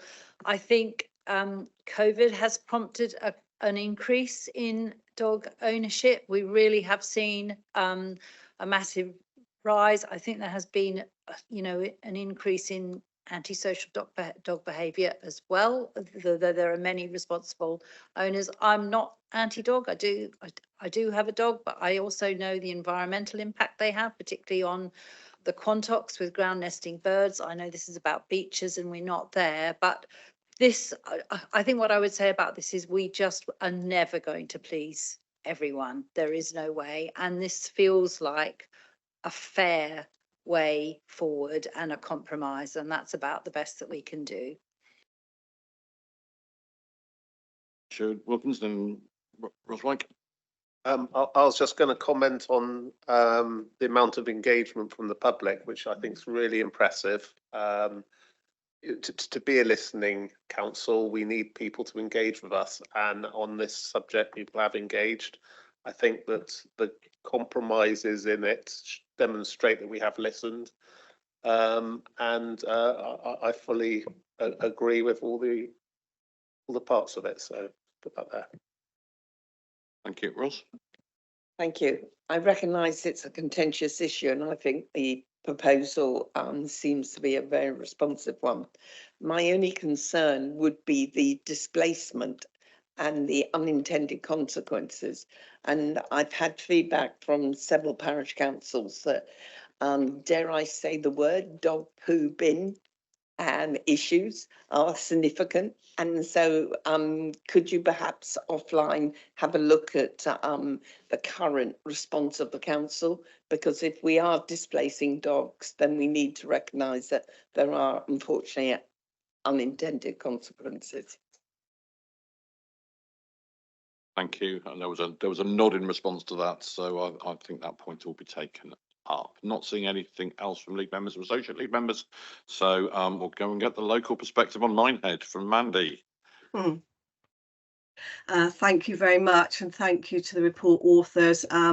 This was quite a task actually, and there was quite an amount of work that sits behind it, so I thank them for that, and also for the timing. I think it's really great to have, for everybody involved, some clarity before we get into the full swing of the holiday season. I welcome the papers and I welcome the recommendations. Minehead's a lovely beach, and I absolutely feel, as I've said very publicly, there is space for all there. And I hope that what we see before us today will give space for everybody to enjoy the beach, for everybody to come and have a visit. And if families wish to be in an area where there aren't dogs, that's accommodated, and there is also an area for the first time actually in many years, when the previous orders were in place, for dog walkers to be able to use the beach, parts of the beach, through the summer. So I think that's welcome. Thank you for the work, and I support it. And just to absolutely confirm, you are going to be taking the recommendations which included that amendment for Minehead Town Council. I think the papers were reissued yesterday from what I've looked at. So thank you very much. Thanks for your work, and I will be pleased for some clarity. The only question I would now have is, how quickly will the signage goes up so that all users are sort of clear, and it's there for all to see. Thank you. Thank you, Mandy. Yeah, just to confirm, yes, it is the amended proposal that's been in front of us. Do we have any indication on the signage? As soon as we can get something agreed and printed, it will be going up. We're trying to get a consistent sign across the north and the west areas. So yeah, as soon as possible. So yeah, it will be done as soon as possible. I know that isn't a firm date, but I'm sure you'll appreciate the difficulties that sometimes present themselves, but we will be as soon as we can. Thank you. I Okay. did pop a couple through that I'd seen on another beach that I hope were helpful. Okay, thank you. So we're moving slightly along the coast. I think the wrong face popped up there. So I think it's Councillor Marcus Cravis first. We'll come to you in a second, Andy. Thank you. So a Thank little you. bit further. Your patch is a little bit further down from the other end of Minehead Beach through to almost to Watchet. Not sure whether you wanted to go to the local member first or bring me in afterwards, but mine's actually before I ask anything, and thank you for bringing me in. I just wanted to clarify the. Hang on one moment. Thank you. No, thank you. Oh, excuse me, everyone. Yeah, I just want to clarify the actual map and the definition of, with particularly obviously going to be Paroco West Somerset, and shall I declare an interest as well? Because obviously I'm actually sat across the road from the beach. I also happen to have worked on this beach for the last 31 years, which I think, with the exception of my neighbour, probably puts me as the longest serving person on who's got business on the seafront. And also the other interest I've got, of course, is that, you know, my accommodation is highly reliant in another place called Blue Anchor, where dogs are allowed on the beach, on dogs being allowed on the beach. And the most common question that I get asked is, can dogs go on the beach? So I just want to clarify the map, though, because the definition is the Jubilee Gardens Cafe. And I just want to clarify with the officer where that line starts. I understand where it finishes at the golf course, and that's quite sensible, but it's a bit vague where it starts at the other end along to the harbour. So can I, with your permission, Chair, just get an answer to that question, then maybe come back afterwards? Thank you. Your interests are noted, and Joe, you can pick that up. Yes, yep. So the other end is at the Jubilee Cafe. There's a set of steps which are quite covered in sand at the moment, but there is a set of steps there, and the line goes straight out to the sea. So everything, as you look at the sea, everything to the right is within the seasonal ban, and everything to the left down to the harbour side is remaining dogs access to throughout the season. Thank you. If I can come back, Chair.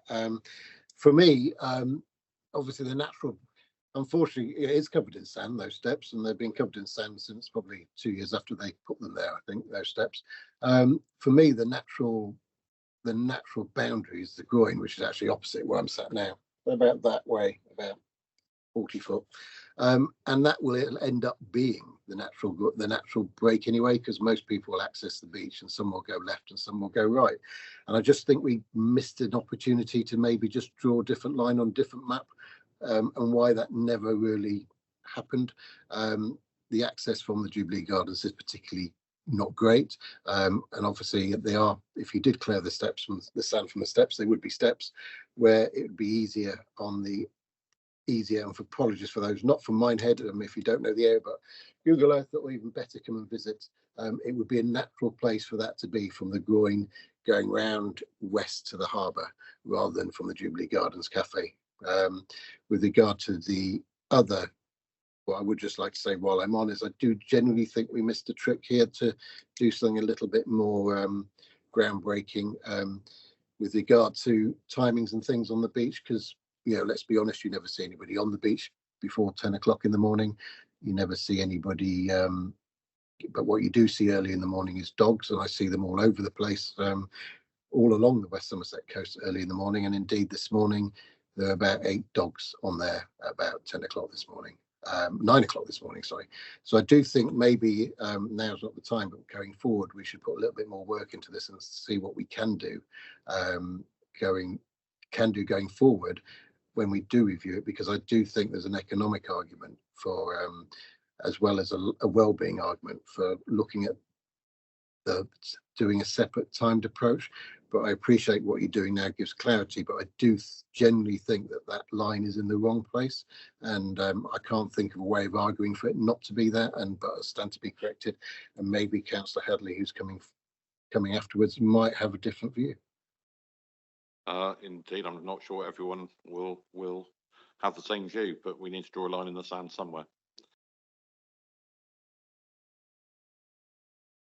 I was going to say, I think in relation to the consultation, when it came to the beach, there was mixed views all around, and it is around us trying to find that kind of reasonable approach. Though I do fully understand Councillor Cravis's view in relation to the groin. I think this is the beginning perhaps of that journey in relation to PSPOs. It hasn't been one there for 2019, since 2019 when it lapsed. I think it will then go forward for review at its next review point, and we can then get further feedback then, but this is about where we are today. Thanks, Fred. And thank you, Marcus, for your local insight. I'll look forward to a site visit shortly. Councillor Hadley. Thank you, Chair. This has been an incredibly contentious issue, and I probably believe that most of the 500 responses were about Minehead Beach, and it's generated a lot of interest, especially from the local press. And it's proof that you can't please everybody all the time. You can't please anybody any of the time. And the issues that Marcus has just raised regarding timings, that was one of the things that was brought up at some point. Personally, I concur with what Mandy says, and I'm happy with the propositions that have come forward. The only thing I do agree with Marcus, I think you will find that the groin will be the natural boundary. It'll be the natural boundary that stops dogs running up the beach, especially when the tide's in, they can't get over it. So it will create a natural boundary. So how you're going to police the line between the Jubilee Calf and the groin, I don't know. I suspect the natural boundary will be the groin, regardless of what the PSPO says. So it might be that we have to look at that. And I must admit, I hadn't noticed that myself. So well done, Marcus, on that one. But basically, yes, I concur with what Mandy said, and I'm thank all the officers for their hard work and the consultation and for actually getting this over the line for us. Thank you, Andy. Okay, Marcus, is that legacy? Yes, sorry, on my iPad. Thank you. And Andy, I'm assuming yours is legacy as well. Thank you. Right. So I think that's all our contributions. So we've got the recommendation before us regarding the PSPOs in Somerset North and Somerset West. The paper is correct. It's the agenda item that's wrong. So just to note, if we can get those spot on, it would help. So proposed Councillor Federica Smith-Roberts and seconded by Councillor Wakefield. Those in favour, please show. Those against, that's clearly carried.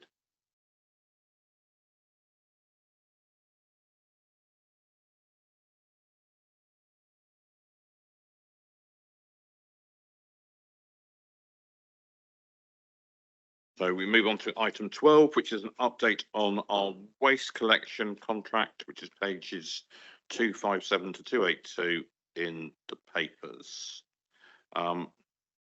Members should note that the main report is not confidential, but supporting appendices available to members do contain exempt information and are marked confidential, not for publication.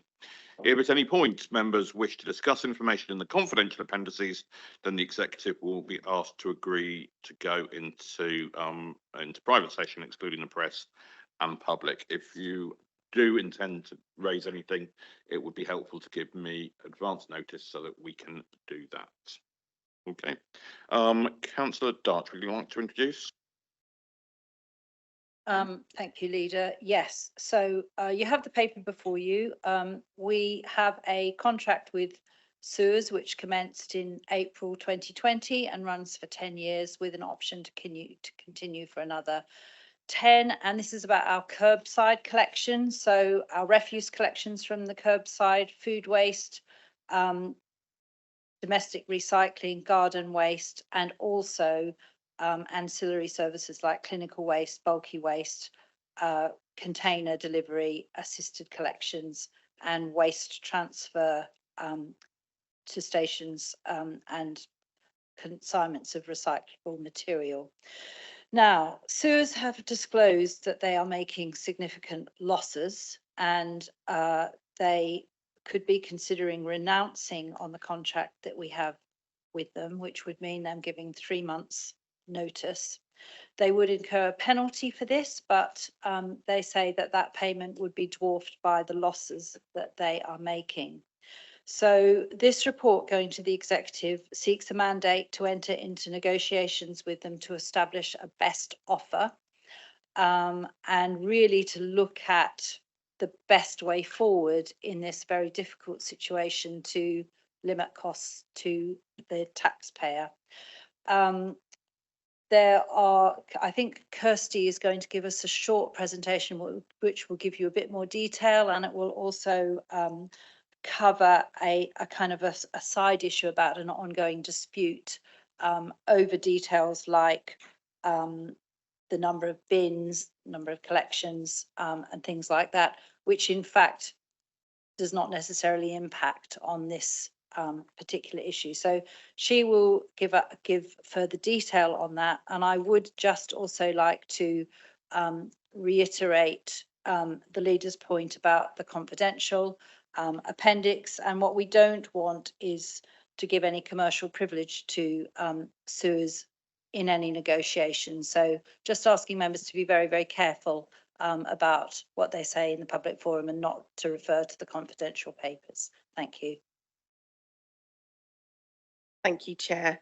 I've just got a few slides to run through, so hopefully not death by PowerPoint this morning, but I thought it would be helpful.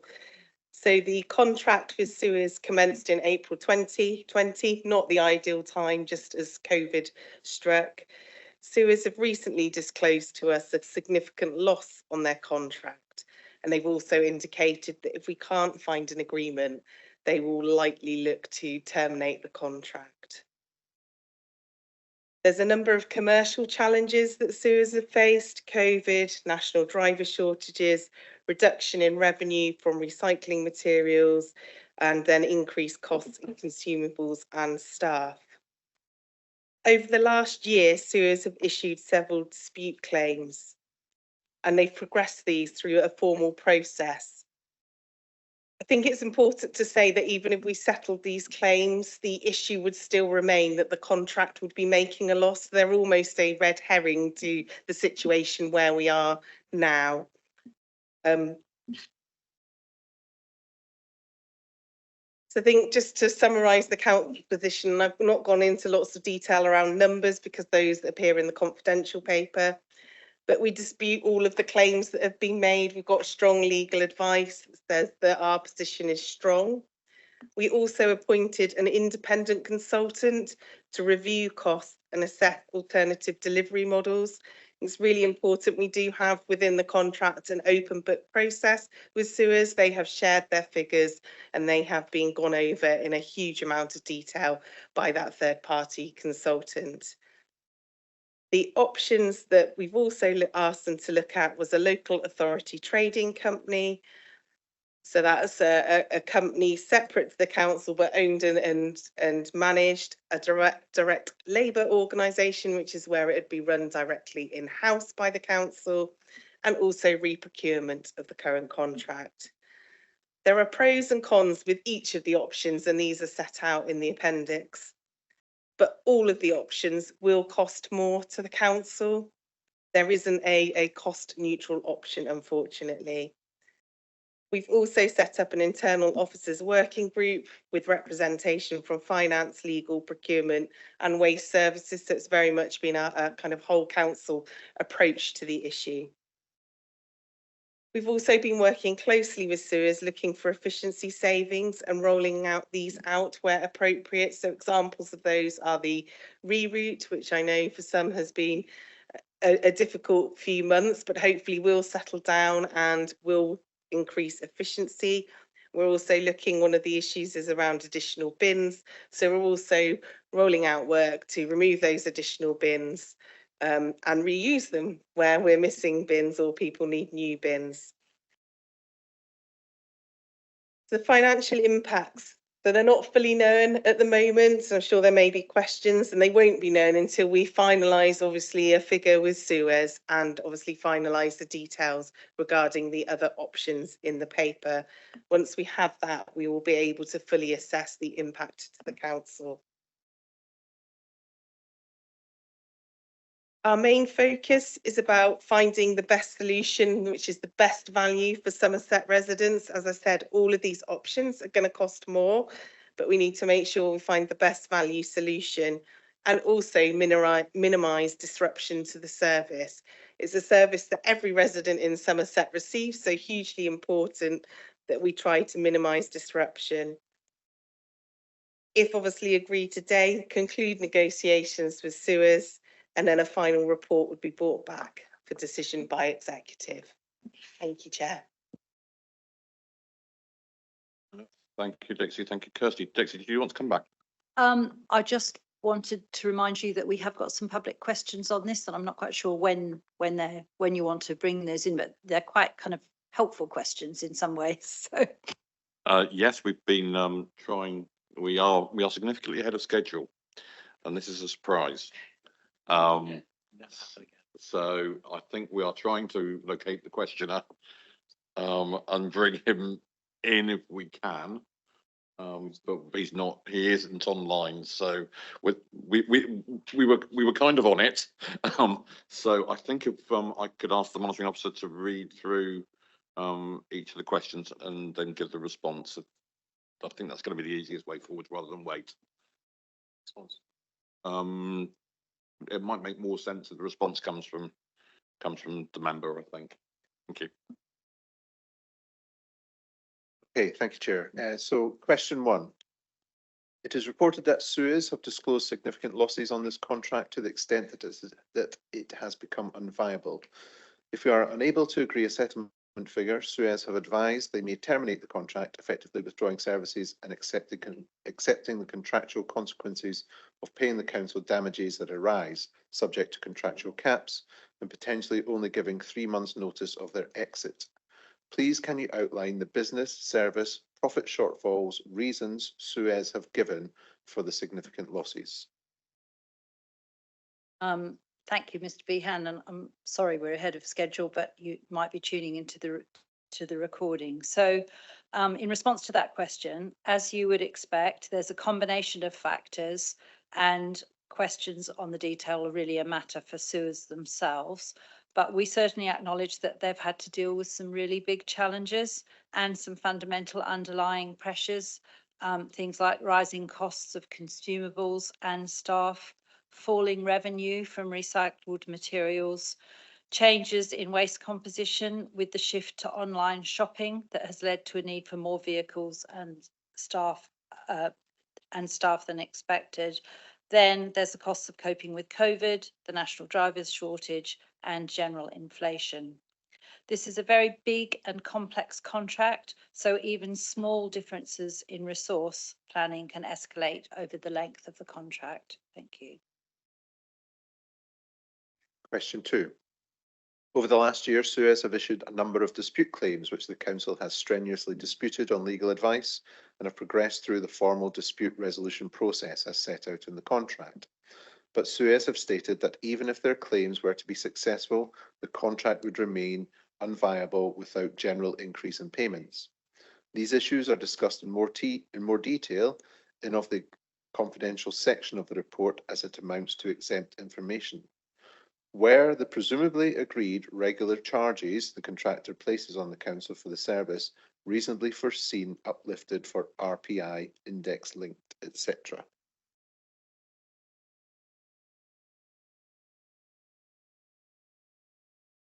So there is a basket of indices set out in the contract that apply to inflation.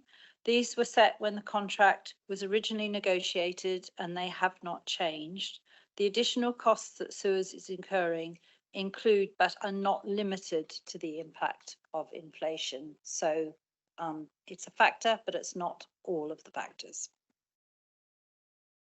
Question 3. Further on in the paper, it is noted, other options considered.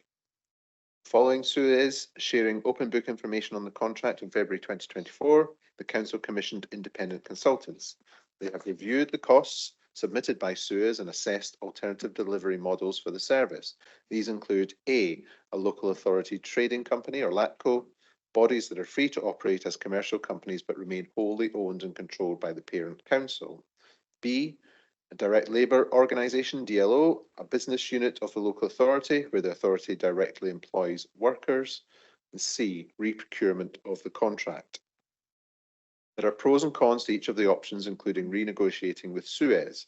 The pros and cons of alternative options are discussed in the confidential appendix and will be reconsidered again once officers have established Suez's best offer to continue with the contract. The modelling conducted by the independent consultants showed that there are cost implications with all options, the detail of which is currently exempt information as explained.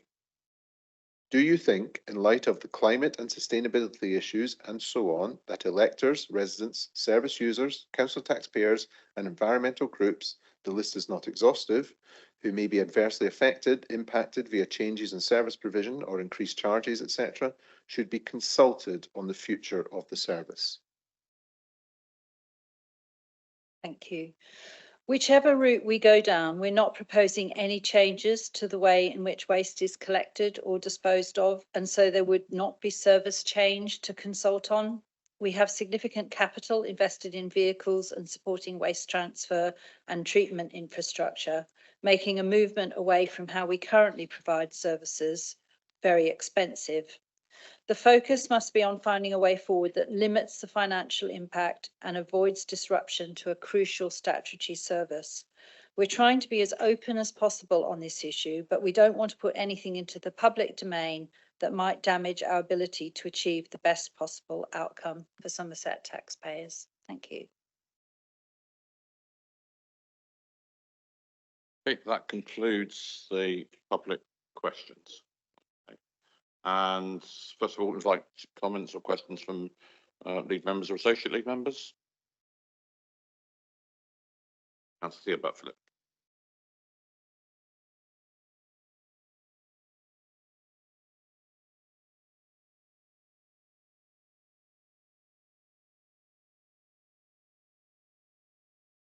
Sorry, Theo, can you just say that again?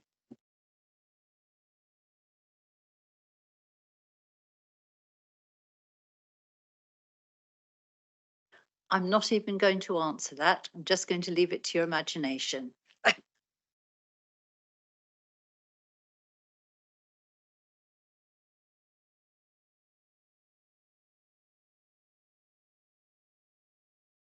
think I've just been told your microphone's not working online. Okay, just so that you're aware for the next time you make a contribution. And unfortunately, I don't think the parameters of the system are within our purview, but your point is well made. Not seeing any other comments or questions from members of the, oh, sorry, Roswike. Thank you, Chair. We're not going to be alone in this situation, whether it's waste or some other long-term contract.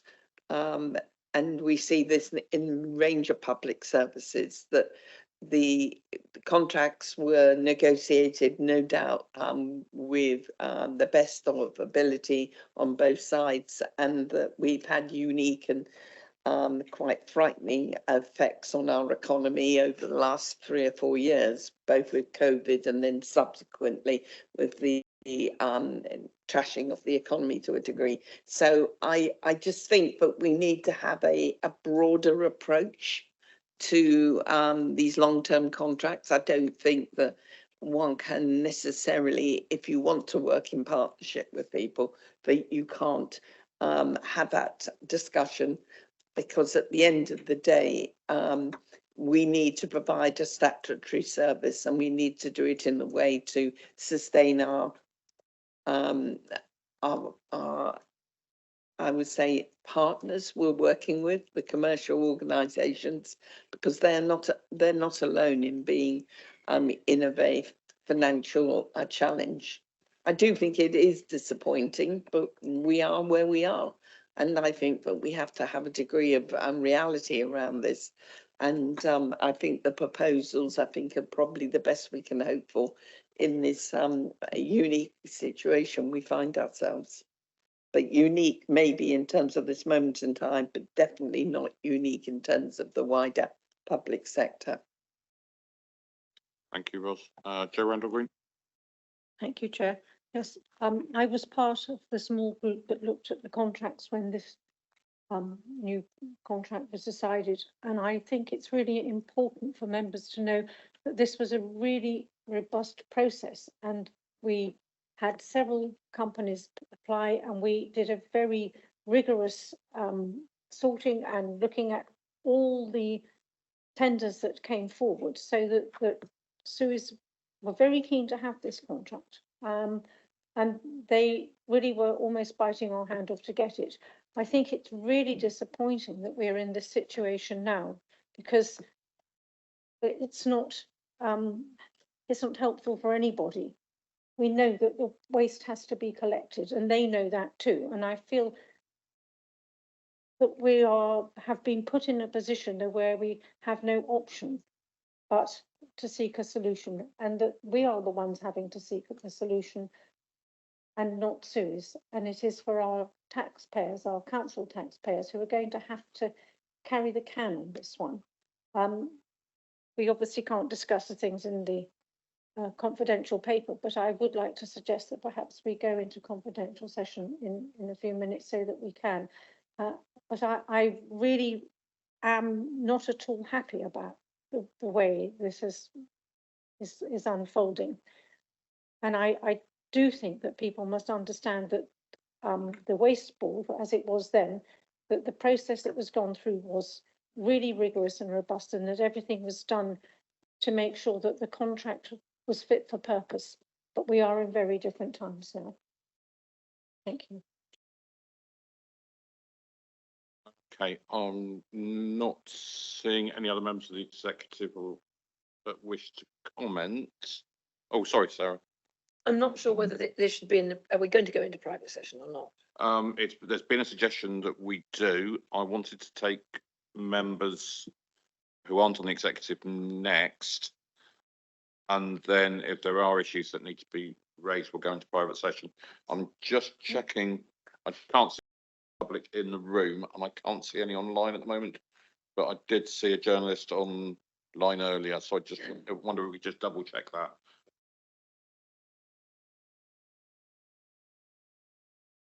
Oh, right, yeah, okay, we do have members of the public online, so we do need to just be mindful of that. Ruth has just put her hand up online. I can't bring you in to speak, unfortunately, Ruth, but thank you for alerting me to your presence. David. Thanks very much indeed, Chair. So non-confidential questions, then I do have a couple of confidential, which I think if we're going into confidential, I will save till then. The first one is just picking up Rosie's comment. I wonder whether you've had conversations through CCN whether other counties are facing the same problem, and if you've had conversations about whether other counties are facing the same problem with this particular contractor. And then my second question relates very much to the risk, which relates to paragraph 4 of the confidential paper. So I'll hold that back if you like. Okay, I've had an indication that Chief Executive would like to answer the first bit under confidential, if that's okay. Okay. Can I just check, Mandy or Andy, are your questions for confidential or for public? Thank you. I was going to ask about the risk, but the actual risk table is not in the confidential part. It's on page 261, and that's not confidential on my papers, just to check that.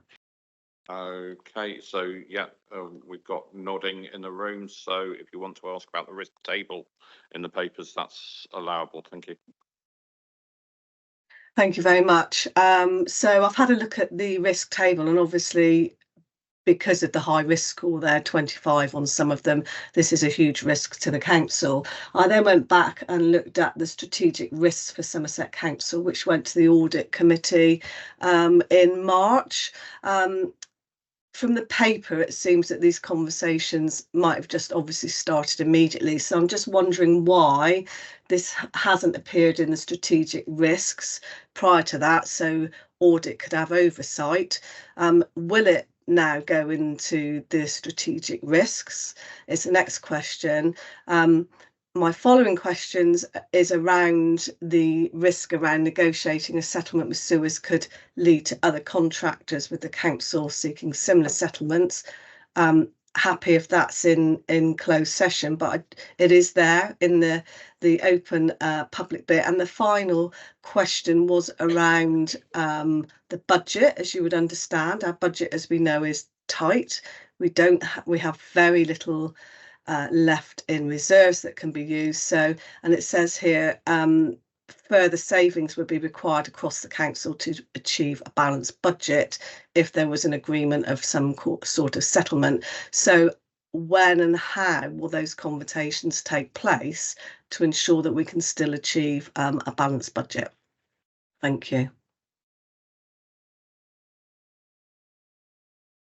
Thank you for your questions, Mandy. I'm just looking for volunteers. If I take the first question about the strategic risks, this has been quite fast moving. So yeah, that's partly why it's not as part of those audit papers. We will take it into consideration and look to highlight it in future on the strategic risks. Okay, I've got Nikki and Duncan wanting to speak, Mandy. If we'll bring them in first and then come back to you if that's okay. Nikki first. Yeah, so Councillor Chilcott is correct that this will cause significant pressure on already tight finances. We don't have a reserve set aside for this. So in this financial year, we would either have to do another sweep of those reserves that have already been repurposed to have a look at whether we could allocate some of that, or further in-year savings would have to be made. We don't have a pot of money to cover this, so it is going to cause significant pressure. And that's where then if the figure ends up being recurring, as in it's added to the contract for next financial year, that will create again another pressure on top of the significant budget gap we've already got. This isn't great. Hence the risk there around this could directly impact on us issuing a 114. And Duncan. Just to say thank you, Leader, on the back of what's just been said, obviously that's not necessarily dissimilar to where we are with lots of other service pressures. So as part of a budget setting, we'll have an in-year pressure this year, which we'll have to deal with. Preferably recurring savings will be found, but if not, it'll have to be one-off. What that will do is effectively push next year's budget gap to be a higher figure. And as part of setting the budget, we'll have to do work to make sure we can accommodate it. The issue in this case, I think a number of councils have already alluded to, is very much, there's an option of not emptying the bins or emptying the bins. Once we agree we're going to empty the bins, the question is how much is it going to cost, if I'm being very blunt. Okay, Mandy, did you want to come back on that? Yeah, thank you. I suppose because it hasn't come on that strategic risk register, the bit for me that's the missing probably is the consequence, which is what you would see. We don't see that in the papers today, and I think that would have been helpful to see on that risk table. I'm bringing Liz Leish on now. Thank you. I just wanted to make the point that this is about contracts.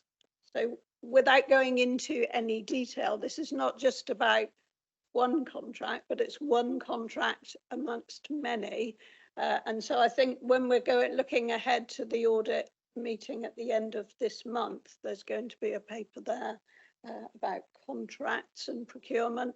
And I think probably after today, after that audit committee and how this plays out, then we will probably be looking again and again at contracts and procurement, as well as at commissioning, because these pressures are immense right across the whole country. They're immense across other countries too.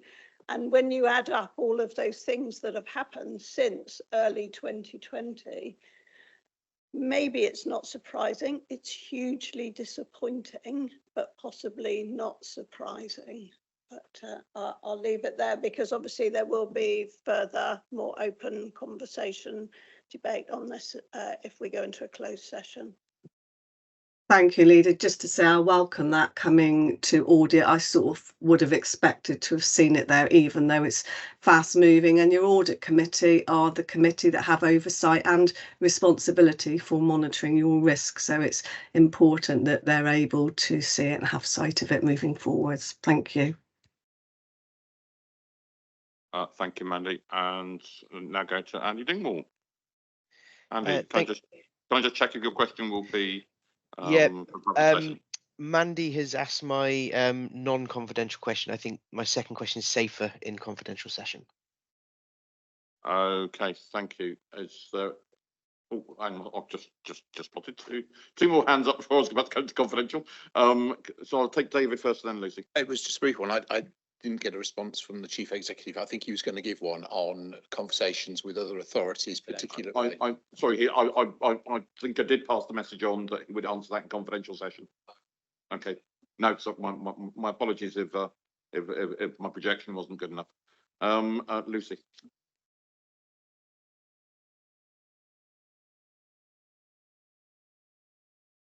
Thank you. I think this is going to be extremely concerning to the residents in Somerset when they hear about this.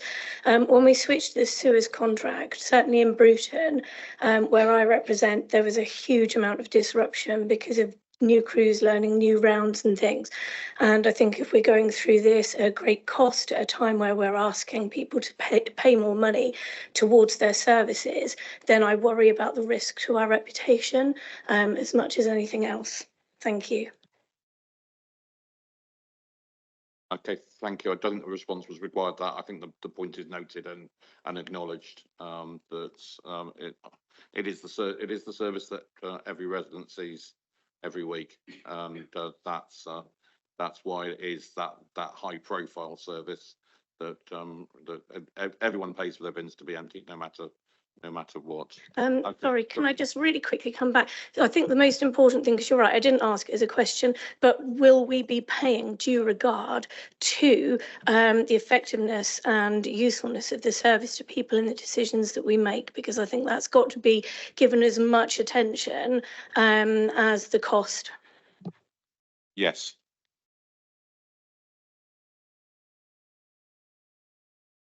Okay, so we've got further questions that will need to be dealt with in confidential sessions. So I need a proposal to exclude press and public in accordance with Regulation 4 of the Local Authorities Executive Arrangements, Meetings and Access to Information England Regulations 2012, that the press and public be excluded from the meeting during consideration of those parts of this agenda item which relate to exempt information on the grounds that is likely, in view of the nature of the business to be transacted or the nature of the proceedings, that if members of the press and public were present, there would be disclosure to them of exempt information. Do I have a proposer for that proposal? Liz Lyshon, seconded Dixie Darch. All those in favour? All those against?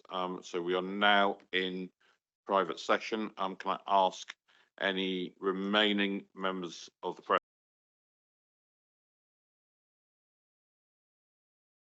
Okay, I think we're good to go now. Just welcome back any members of the press and public who are back into the meeting. We've had a very good discussion on the contract and on the situation that the council finds itself in. Collecting waste from our residents is a universal service that they all benefit from every week of the year, and we do need to ensure that we get the best value for our residents and our council taxpayers throughout that period of time, and we will continue to do the best we can to be able to secure a contract which is excellent value for money and provides an excellent service as well. So we have recommendations in front of us.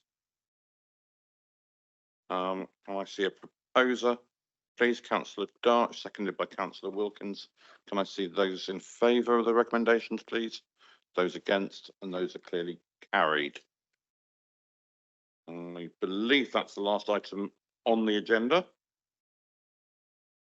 I'd like to thank colleagues for their attendance and contribution this morning, and just to inform you that the next meeting is scheduled for the 5th of June 2024, and the meeting concludes exactly on time at 1 p.m. Thank you. Thanks, Bill.